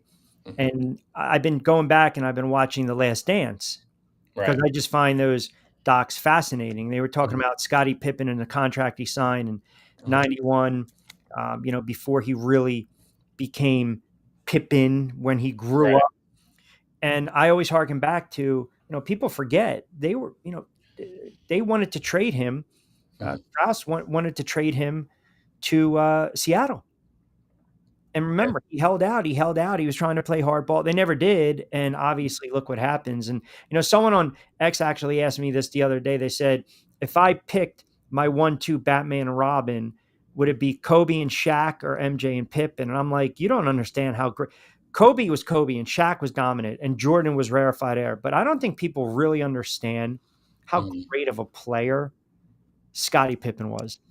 Yeah. Yeah. I've No. had No. people actually tell me Pippen was overrated, and I had to basically pull their, like, sports. No, no, no. Scott Pippen, when I started, watching basketball in the mid '90s and really understanding what's happening, I knew who Scotty was and I appreciated for what he was. But as I got older, I'm like, this dude, as far as just the skill sets that teams covet today, Yeah. point forward, long, lanky, defend, can handle it, can pass it. That's what teams want today, right? The two-way wing, and that's who Scottie Pippen was. He was that archetype that teams covet, and teams are trying to find that build and that type of player today, right? And so, no, Scotty he's a forefather when it comes to the modern day two-way wing. Uh, my listeners sometimes, I sometimes let the inmates run the asylum. So, the the reports coming out about the NFL colluding and whatnot. So Vince chimes in, who, by the way, was a lifelong Steelers fan, and then basically decides he's a Jacksonville fan. So I don't really know how much credibility he has with me, but he says, "Ask Jay Marsh if he Wow. thinks the NFL colludes. Don't be biased, CNN." Don't be biased, CNN. So Wow. apparently, there's reports coming out and leaks that the NFL colluded when it came to some players and guaranteed contracts, like not basically, the max deals, leaving a lot of money on the table with some of these quarterbacks. Now, do you believe sports teams? Do you believe leagues collude against players? Well, I ask you this: is the NFL a $1 billion corporation? There, that's all you need to know. Where there is $1 billion involved, whether it's an individual or corporation, I tend to believe, it's my personal opinion, that there's some dirt There's underneath the there's surface. dirty stuff, but isn't it like strong words? Like you really have to prove that. You have to prove it. I'm trying to play devil's Yeah, advocate. That's all. yeah, no, of course. And look, that's a heavy allegation, right? You mentioned Colin Kaepernick. Is that colluding against him? I think at the time because he sued the NFL and they were like, "The hell with you," and I don't believe he could Right, play anymore. And quite frankly, I don't think they wanted the headache. Now, again, when people hear that, they get mad at me. right, They get mad at me for saying that, but the reality is, if I'm a boss, if I'm a head of a corporation or I'm an owner of a business, I can pick and choose who I want to hire. I don't need to answer to you or anyone else at the end of the day. right. And I think at that moment, his time is past. Now, people want to equate it to the fact that he knelt and the social injustice. And again, the apples and oranges. You know, one both can be true Right. if that makes sense. And I remember I would argue with people left and right when you start to talk about blackball, or blackballing a player, colluding against a player. I mean, that's you really have to prove to me. And here's another thing: you go against the NFL, you will get squashed like an ant. This You is will, true. This is true. This is true. right? I mean, again, there's no argument in that regard. You just can't fight the NFL. You Yeah, just can't. that's a heavy allegation. I will say that, but I'm not going to be naive and say these guys, these owners, are above collusion. Oh no, That's just my perspective on it. You know what I mean? listen. If they walk into church and they dip their fingers in the holy water, Exactly. is it going to sizzle? Yeah, it's going to sizzle. You know what I'm Exactly. Exactly. You know what I mean? Like, come on. Let's be honest here. Let's be honest. Yeah, When it comes to the history of the NFL and the gatekeeping, when it comes to let's just be honest, yeah, coaching no doubt. and the quarterback position, like there's a history here in the NFL, right? So Yeah, yeah, 100%. Listen, there, we can't. they, We where there's smoke, there's fire. All of I'm course, saying is, I usually We'll get on the mountaintop. I've got, you know me, I've got the habit of, we've seen the guys that maybe will shoot first and then look, Yeah, fire yeah, first. yeah. Sometimes I have a tendency to do that. And I'd be the first one to tell you, if it comes out that this is true, they're never going to get rid of Roger Goodell. That's the problem, because Roger Goodell makes the owner so much money, period. One more thing, Q. It's June Yeah. 24th, and your New York Knicks still have no head coach. Hey, I mean, you notice I just Training camp, lock in. well, at this part, where are we going? We're going to talk to the Wolves coach, or whoever the assistant, Mike Ward? Is that where we're going right now? Mike D'Antoni is the Vinny Testaverde of head coaches in the league. Line is always open. Hey, listen, at this point, if they want to bring back Van Gundy, go ahead. I either one of them, I don't care. So, all right, brother. I always appreciate a couple moments. We'll recap the draft next week, but appreciate a couple moments of you jumping on, man. All right, Q, take it easy. All right, you got it, my guy, Jonathan Marshall. Always good stuff. All right, quick timeout. Lloyd Vance on the other side. We'll ask Lloyd if he thinks there's colluding going on in the NFL. Keep it locked in on a Tuesday. A lot of comments coming in. We'll get to them as well. Hi, I'm Bruce Pascoe. I'm very fortunate. Years ago, I found something that I genuinely like to do, and it's something that helps other people. What I do is help people transition from traditional health insurance into Medicare. I've been doing it here in Atlantic County for more than 20 years. If you're getting ready for Medicare, call me for a free consultation. 609-484-9800.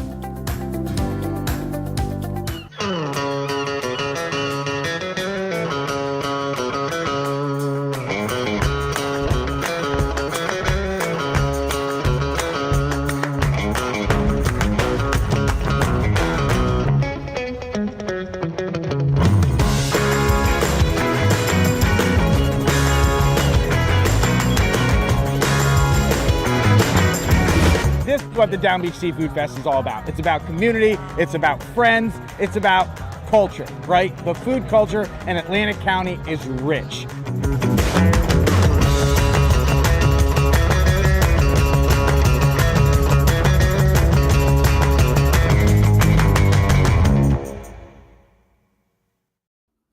All right, 526. I can't believe some of these comments that are coming in. Absolutely absurd. Absurd that I'm going to allow this nonsense to go on right now. Vince, I'm calling. Today we learned Q is a corporate mouthpiece for the Shield. Are you kidding me? Have you listened to me crush this man over the years? How am I a corporate mouthpiece? Where's my friggin' check? Where am I getting paid? And de facto, take it somewhere else on a Tuesday. Vince's takes are not on point today. He just doesn't like what I have to say. We disagree. So Vince wants me to basically appease him and to agree with everything he's saying. Did you not listen to what I said in the beginning?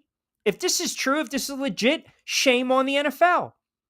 All I'm saying is it's tough to prove. How is that being a mouthpiece? Seriously. And de facto debunkers, you don't need to throw more matches on the fire, my friend. You don't need to do that. You don't. It's very hard to prove it. If they screwed these players out of more money with these guaranteed contracts, then yes, it's you're talking about major lawsuits coming about. But I need more information. That's all. I need more information. And now you're saying I'm a mouthpiece for the NFL, the same NFL where I absolutely destroy Roger Goodell constantly. Is that where we're going today? Unbelievable. Refer to my earlier comment, CNN. I'm just here to lob grenades.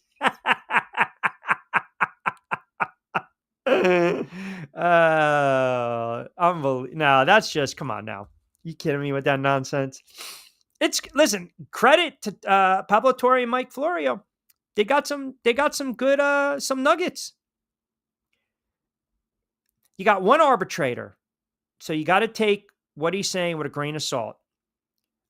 And if his findings show, right, we say the just cause, if there's proof in the pudding that the NFL encouraged collusion, then it's probably a dirty little secret or the worst kept secret in the NFL.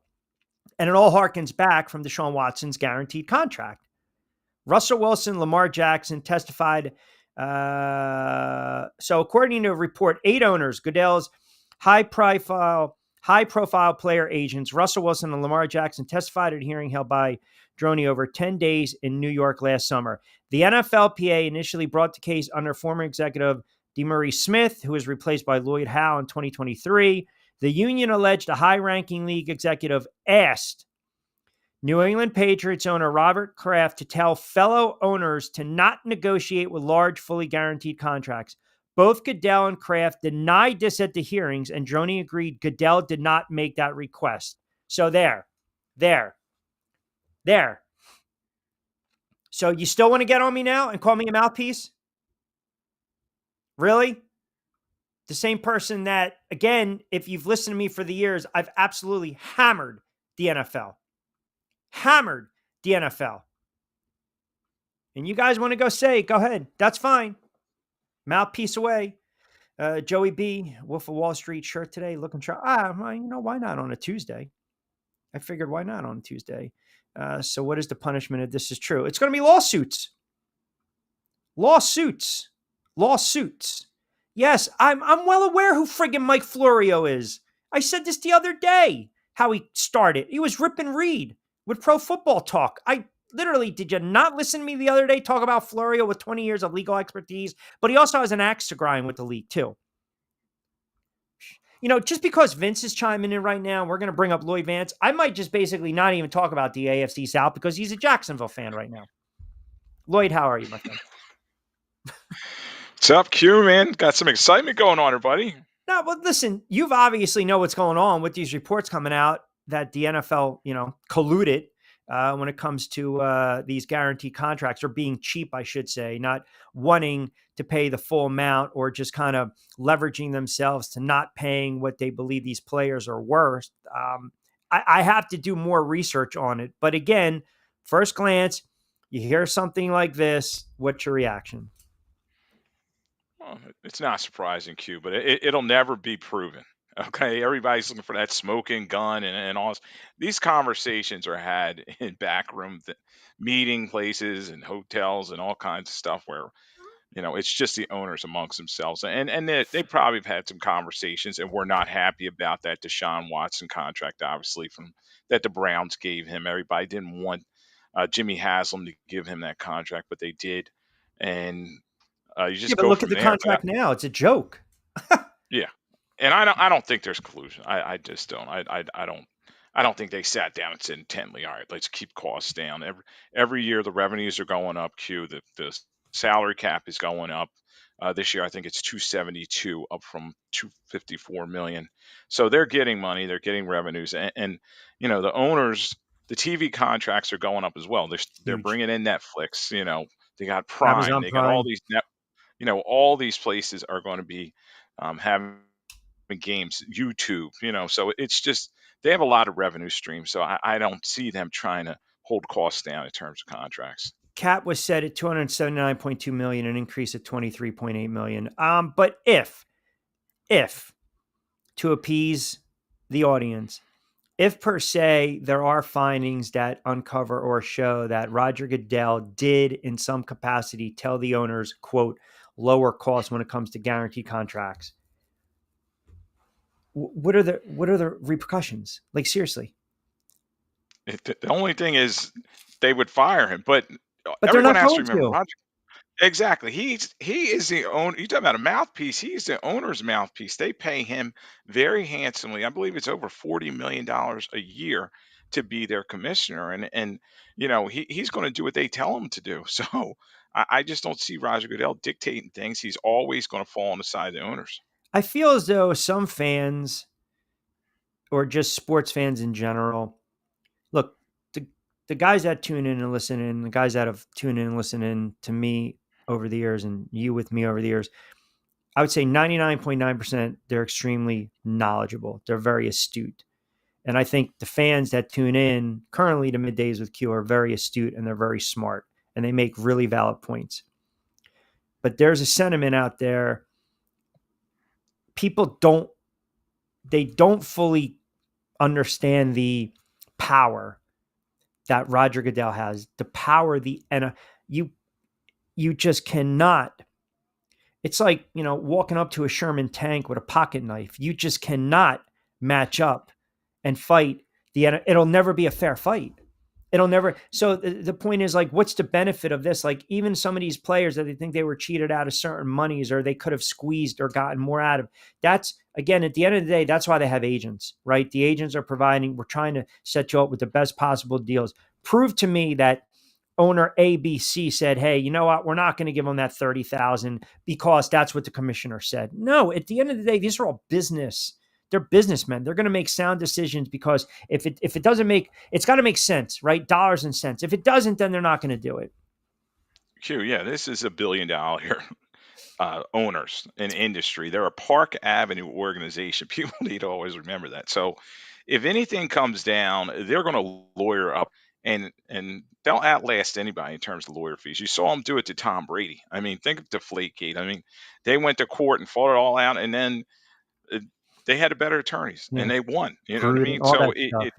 Yep. yeah, you're just not going to beat that machine, and Maurice Claret, way back, he found that out. If you remember, he tried to And a couple challenge guys brought it up. underclassmen I thing. said the same. Well, Couple couldn't. guys brought it up. I And said the and same next thing thing. you know, not going to win. You're not going to beat them in court, and you've just seen it over and over again. And their collective bargaining agreement protects them, because the players, yeah, they got a good deal because of the collective bargaining agreement, but um, they only give so much, you know what I mean, Q, when they sit down at the table, because the owners have the hammer. So, whether it's DeMaurice Smith or the new guy that's running the NFLPA, they're at a disadvantage because just the revenues and everything. And as you were talking about, the NFL is the number one game around the world. Everybody, have these international games. The TV ratings are through the roof. I think that 9 out of the 10 top telecasts last year were NFL games. So, it's just natural drama that the league brings, and the revenue stream's going to be there, and owners will win out.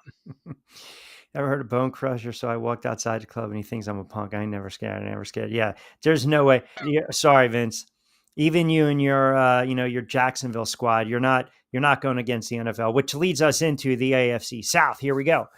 As we take you up to 6 o'clock, the win totals as we continue around the league. Houston sitting at 9.5, Jacksonville 7.5, the Colts and Danny Nichols 7.5, and the Titans and Cam Ward 5.5. So let's start with Houston. You look at the division as a whole, Lloyd. It's a weak, soft division just by virtue of that. Houston, we know about the offense, very good coaching staff. CJ Stroud, they got a ground game. They got some offensive weapons. We saw what they were able to do in the one playoff game against the Chargers last season defensively. 9.5, knowing that you get to play the Drex like Jacksonville, the Colts, and the Titans twice. I'm leaning towards over 9.5 for the Houston Texans. Interesting team you have here, Q. Two-time division winning champions, and you have CJ Stroud, rookie of the year, but then last year kind of had that sophomore slump. In terms of looking at statistics, they scored about 22 points a game, but they also gave up 22 points a game. And they have to kind of, D'Amico Ryans, that's his calling card, that defense. They got to fix that going forward. Obviously, they knew the offensive line was a big issue. They've tinkered and moved a lot of guys left, Kendrick Green, Larry Tunsil, they sent him to Washington. Stroud sacked 54 times. So they're going to try to clean that up. In terms of looking at the win total, 9.5, I think, is definitely attainable. They went 10 wins the last couple of years. They won a playoff game. A lot of people don't remember that. They beat the Chargers last year Played well in the playoffs. They lost to Kansas City in Kansas City in the division round. But I think the Texans are a team that can kind of bounce back in terms of their performance, and looking at their schedule. They play 7 playoff teams. So, they have a tough game against the Ravens at Baltimore week 5 or so.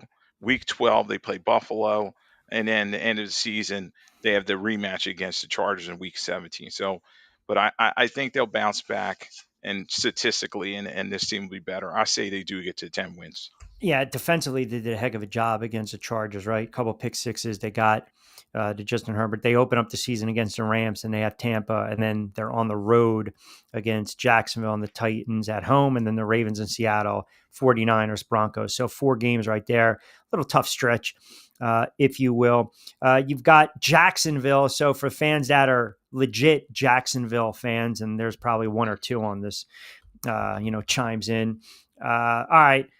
It all comes down to the quarterback, I think, right? You got a different, scheme, offense, new coach. Obviously, they drafted the kid Hunter. They'll play him on both sides. He just got that nice contract with the money's guaranteed. So you look at Jacksonville, 7.5. I guess the question is, Trevor Lawrence, right? When do we sit there and say he's that guy? He can still be the guy, or he might never be the guy. I mean, I've gotten hammered for being too pro Trevor Lawrence. I think the offensive line, for the most part, held their own last year. I think he missed a lot of throws. He had a couple bad picks. I know, obviously, he was banged up. He missed 7 games to close out the season. He's not the quarterback that we saw in 2022, but I believe that, everything will revolve around him and the ground game. I think the Ingram loss to Denver was a big one. I just, I'm not sold on Jacksonville. I'm just not. I don't see them. I don't see them being a dark horse. I don't see them being a threat to Houston. 7.5, I think, is kind of high. But you tell me what your thoughts are on Yeah, Q. A lot of people are saying, okay, Lawrence had some success in the past, and last season maybe 4 wins was an aberration, but jumping from 4 to possibly 8, that's a lot in my opinion. As you're kind of talking about, changed a lot of things around with this team. Doug Peterson out, Trent Baalke out, and they're bringing in Liam Cohen and James Gladstone at the GM position, building a team really around Travis Hunter. They traded up to get him, second overall pick, and coming out of Colorado, the Heisman Trophy when everybody's excited about him. I still think he'd be better served to play more defense, but I'm hearing, he's getting more work on the offensive side of the ball. So we'll see how they work that out with him and Brian Thomas Jr., their playmaker from last year. They're going to need to get some work out of Travis Etienne there at Yep. the running Yep. back position. Offensive line, you talked about that. That's always been kind of a work in progress for them. They do got to do a better job protecting Trevor Lawrence, but his consistency's got to be there as well. He had a lot of, just bad turnovers, Yeah. not a ton of interceptions, but I think he had 7 interceptions, but, just fumbles and getting sacked when he didn't need to, holding the ball too long. And he's entering year 5. So, he's not that golden boy first overall pick that he was in 2021. So this is his chance to kind of step forward. Um, the schedule, they play 6 teams that had playoffs, made the playoffs, and they're going to have their opportunities. Obviously it's going to come down to Houston. They face them week 3. Um, and then they host them in week 10. So those are a couple games you got to point to. Also, they play Denver week 16. But overall, it's a week kind of schedule. And then you got to factor in they do have that international game against the Rams week 7 in Wembley. So, a lot going on with this team, but maybe they can turn around from 4 wins. But I say they come in probably about 7. I don't think they get to 8 wins. They open against Panthers. So if Panthers win, that sets the tone for their season. On the road against Cincinnati, the Texans, the 49ers, the Chiefs, Seattle, and the Rams. That is a tough stretch. So we talk about other teams in their season being ending, by October. That's a tough stretch. I mean, first 6 games, if they can't come out 4-2, 3-3, they're going to have a long season. Yeah, they will. They are going to have to come out early, and that Carolina game, that should be a winnable game.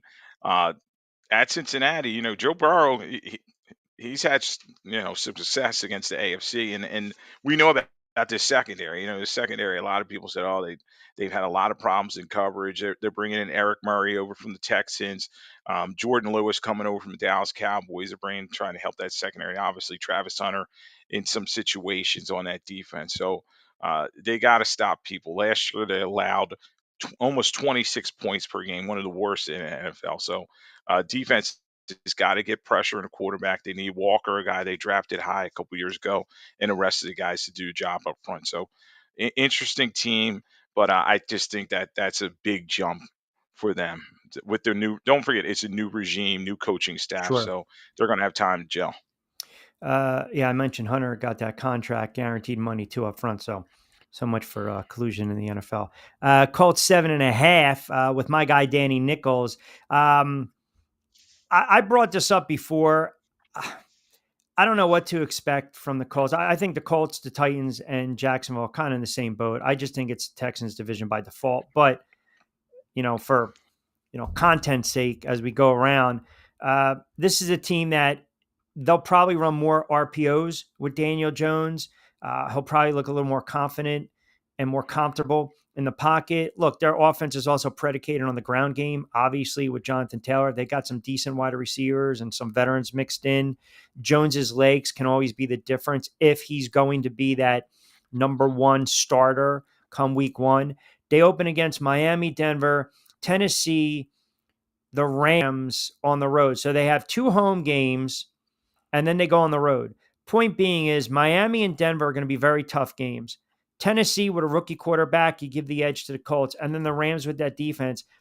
If Daniel Jones is 2-2 and looks good, he's going to continue to start. If they're 1-3, 1-4, and he's struggling, they're going to go back to Anthony Richardson. I mean, it's just where we're at right now. For 7.5, if they start, going back and forth, Richardson, Jones, and Richardson, I don't see this team winning 7-8 games. I just don't. And by the way, they've got a stretch after the bye: Kansas City, Houston, Jacksonville, Seattle, San Francisco, and then they close with Jacksonville and Houston. So the second portion of their 2025 season is kind of daunting. Yeah, interesting team, Q, because last year 8 and 9 and kind of all over the place. Flacco's gone now. He's back in Cleveland, and unfortunately, their owner Jim Irsay just recently passed away. So Carly Irsay Gordon taking over the ownership there, and she's a lot more hands on. She's even on the sidelines with a headset. So she's going to be involved in things. And Chris Ballard, the general manager there, Shane Steichen, the head coach, they're on a hot seat, and they're going to have to make some things happen. Obviously, they put all their eggs into Anthony Richardson a couple years ago, a guy who didn't even have 15 starts in college. They need him to kind of step up, and that shoulder injury is something to watch. He's already getting second opinions on it.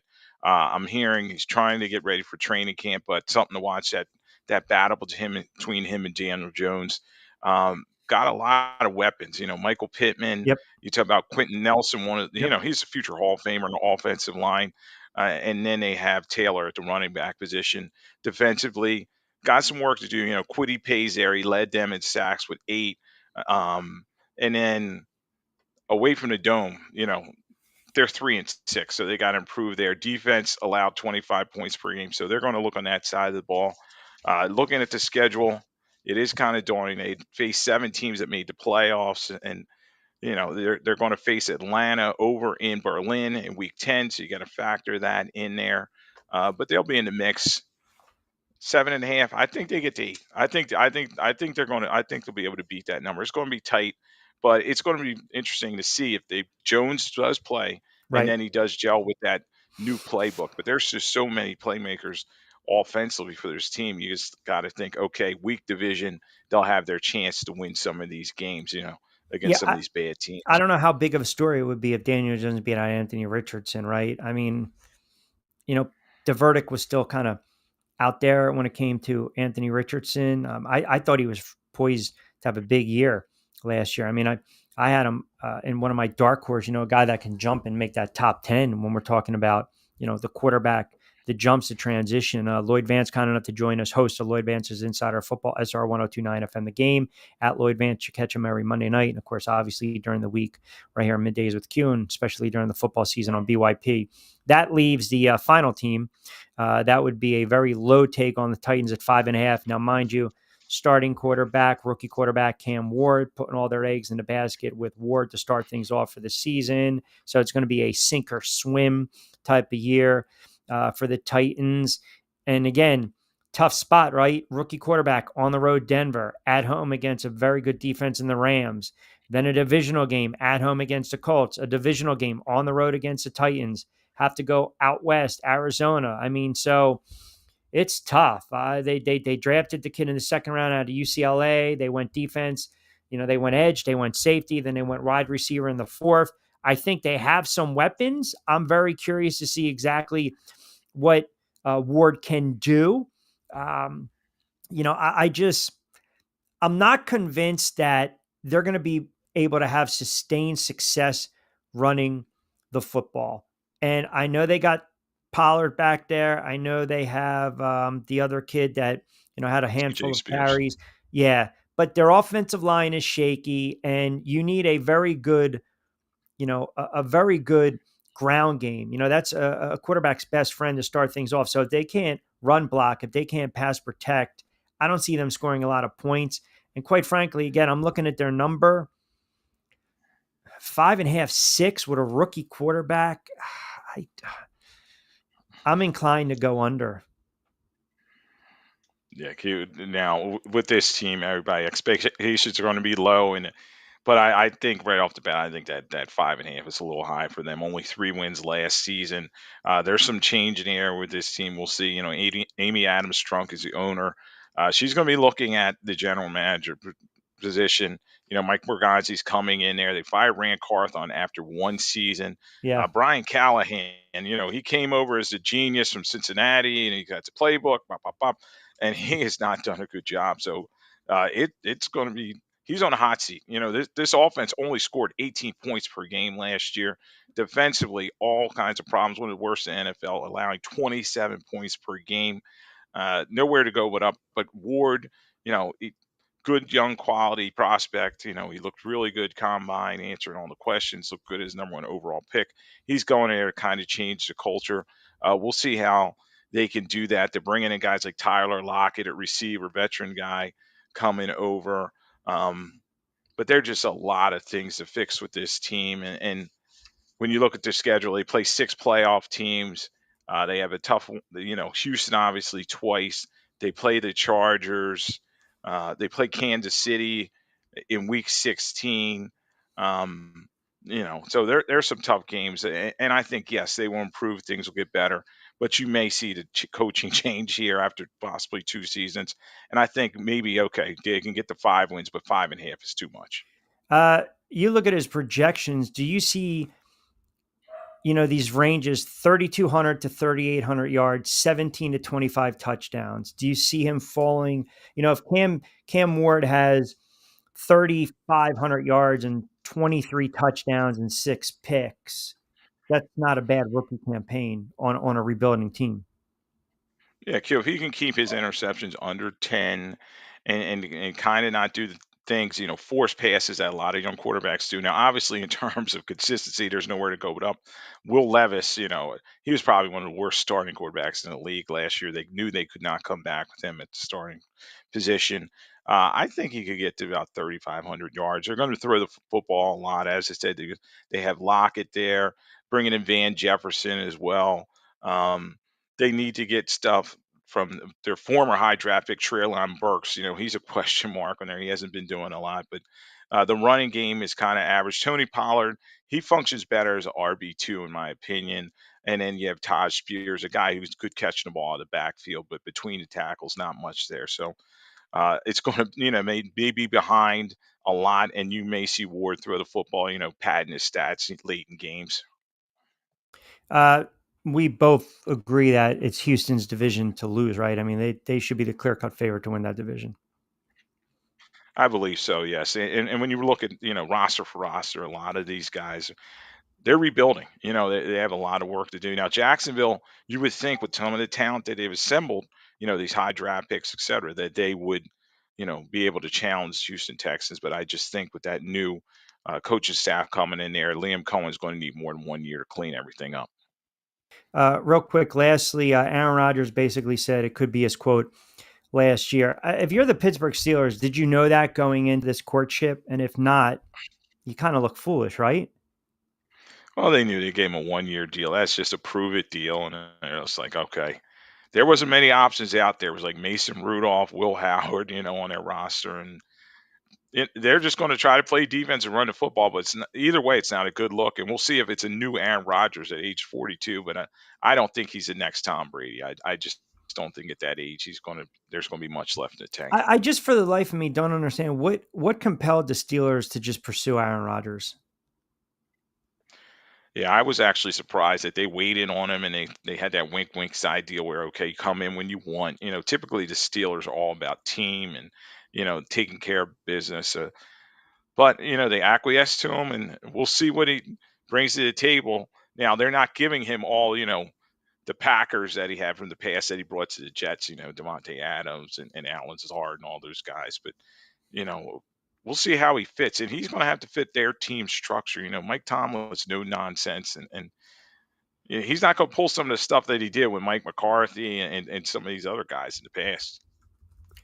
Yeah, and the other thing is doesn't really have to worry about I mean, he never was gonna, mentor anyone. He turned around and said, "I don't want the attention. When I'm done playing, you won't see me."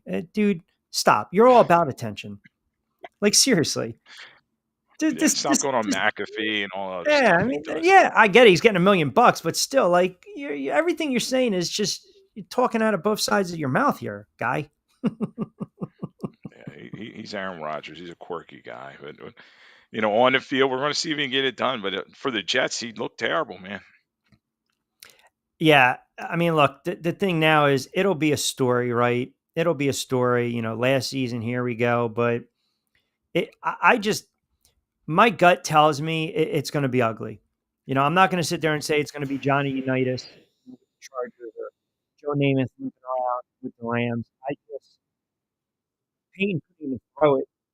He relied on that or two as MVP with Denver after that injury. I just think, I don't know, man. I can see him getting knocked out of games. I can see him getting hurt. I'm not wishing for it. I just don't believe his body can withstand the rigors of a 17-week schedule. And the fact that I'm not entirely confident on the Steelers' offensive line. It's very shaky at best. Yeah, typically it does not end well for quarterbacks that are aging. And I No. still remember one of the last game. I covered Brett Favre's last game. What was it, like on a Tuesday night or something in Philadelphia? He didn't even suit up. He was on the sidelines for the Vikings, and but they had another quarterback running out there, Joe Webb, leading them to Joe Webb, victory. who actually So beat the Eagles on Monday Night Football, the snow game. Remember that? The Joe Webb game. yeah. So this, is that we'll see how it ends, but the way he's moving after that Achilles injury, he's just not. His legs aren't what they used to be, and the Steelers' offensive line is not. Your protection scheme's not the best. It is not A-Rod. Pittsburgh shaky as the Death Star Mike. Vince says Sunshine's going to cook you. I'm telling you, he'll be the MVP conversation in week 10 or 12. We don't know about that. All right, I'm fast approaching 6. I will let you get out of here. We will do more NFL on Thursday. Lloyd Vance, catch him every Monday, 8 to 9. Lloyd Vance is Insider Football, SR 1029 FM The Game, and also follow him on X at Lloyd Vance. Appreciate you, brother. All right, Q. Talk to you later. All right, there you have it. My guy, Lloyd Vance, kind enough to join us for a couple moments before we get out of here as we kind of make that transition back to me. Fast approaching 6 o'clock. Don't forget to always get social with us. Tomorrow, a lot more NFL. We'll continue the conversation. We'll continue to look around the league. We will get into a little MLB. You got the NBA draft. We'll give you the final thoughts on that on Wednesday's show. Costco on Thursday. Lloyd back on Thursday. Also, John Bueller on Friday at 5:05. That's when we typically will have him in. I did not hang up on Lloyd. We just had a bad transition, as we like to say in the business. I don't hang up on people. Never hang up on Lloyd, ever. All right, as we're fast approaching 6 o'clock, I want to remind everyone, do not forget to get social with us. You can follow along at TriX57 on X, IG, and on Facebook as well. We're live on their Facebook page. If you missed any of today's show, not a problem. On demand, you just go to TriX57, check out the program grid, click on Middays with Q. Now, there's no hanging up. You know it, and I know it. Vince with the last Duval. Oh, man, they're going to have a rough season. They are going to have a rough season. That was a quick gray screen. Wow.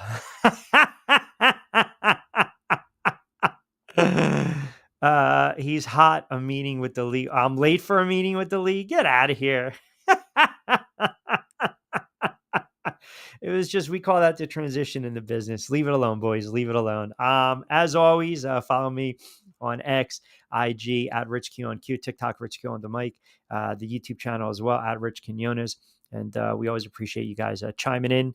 We will continue with the NFL conversation tomorrow. Who knows? Maybe more news will drop. Maybe more information will be disseminated among us on colluding, who's not colluding.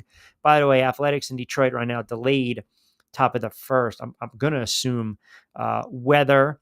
Mets stinking up the joint. Yankees stinking up the joint. Judge went yard again. You got the Phillies starting a 3-game set tonight against the Astros. So a little more baseball tomorrow, and we'll have Steve Gardner on later on in the week. Quickly, we got the Q-Fecta, and I gave you, we'll go Arizona over the White Sox, Brewers over the Pirates, Fever tonight, WNBA, as we close that out. All right, as always, appreciate Jonathan Marshall, appreciate Kai Carlin for jumping on board, Lloyd Vance as well. Fast approaching 6 o'clock. Don't forget, you can catch us tomorrow from 4 to 6 right here on Tri-X 57. Be safe, be sound. As always, I'm Rich Quiñones. Hasta luego, mi dia.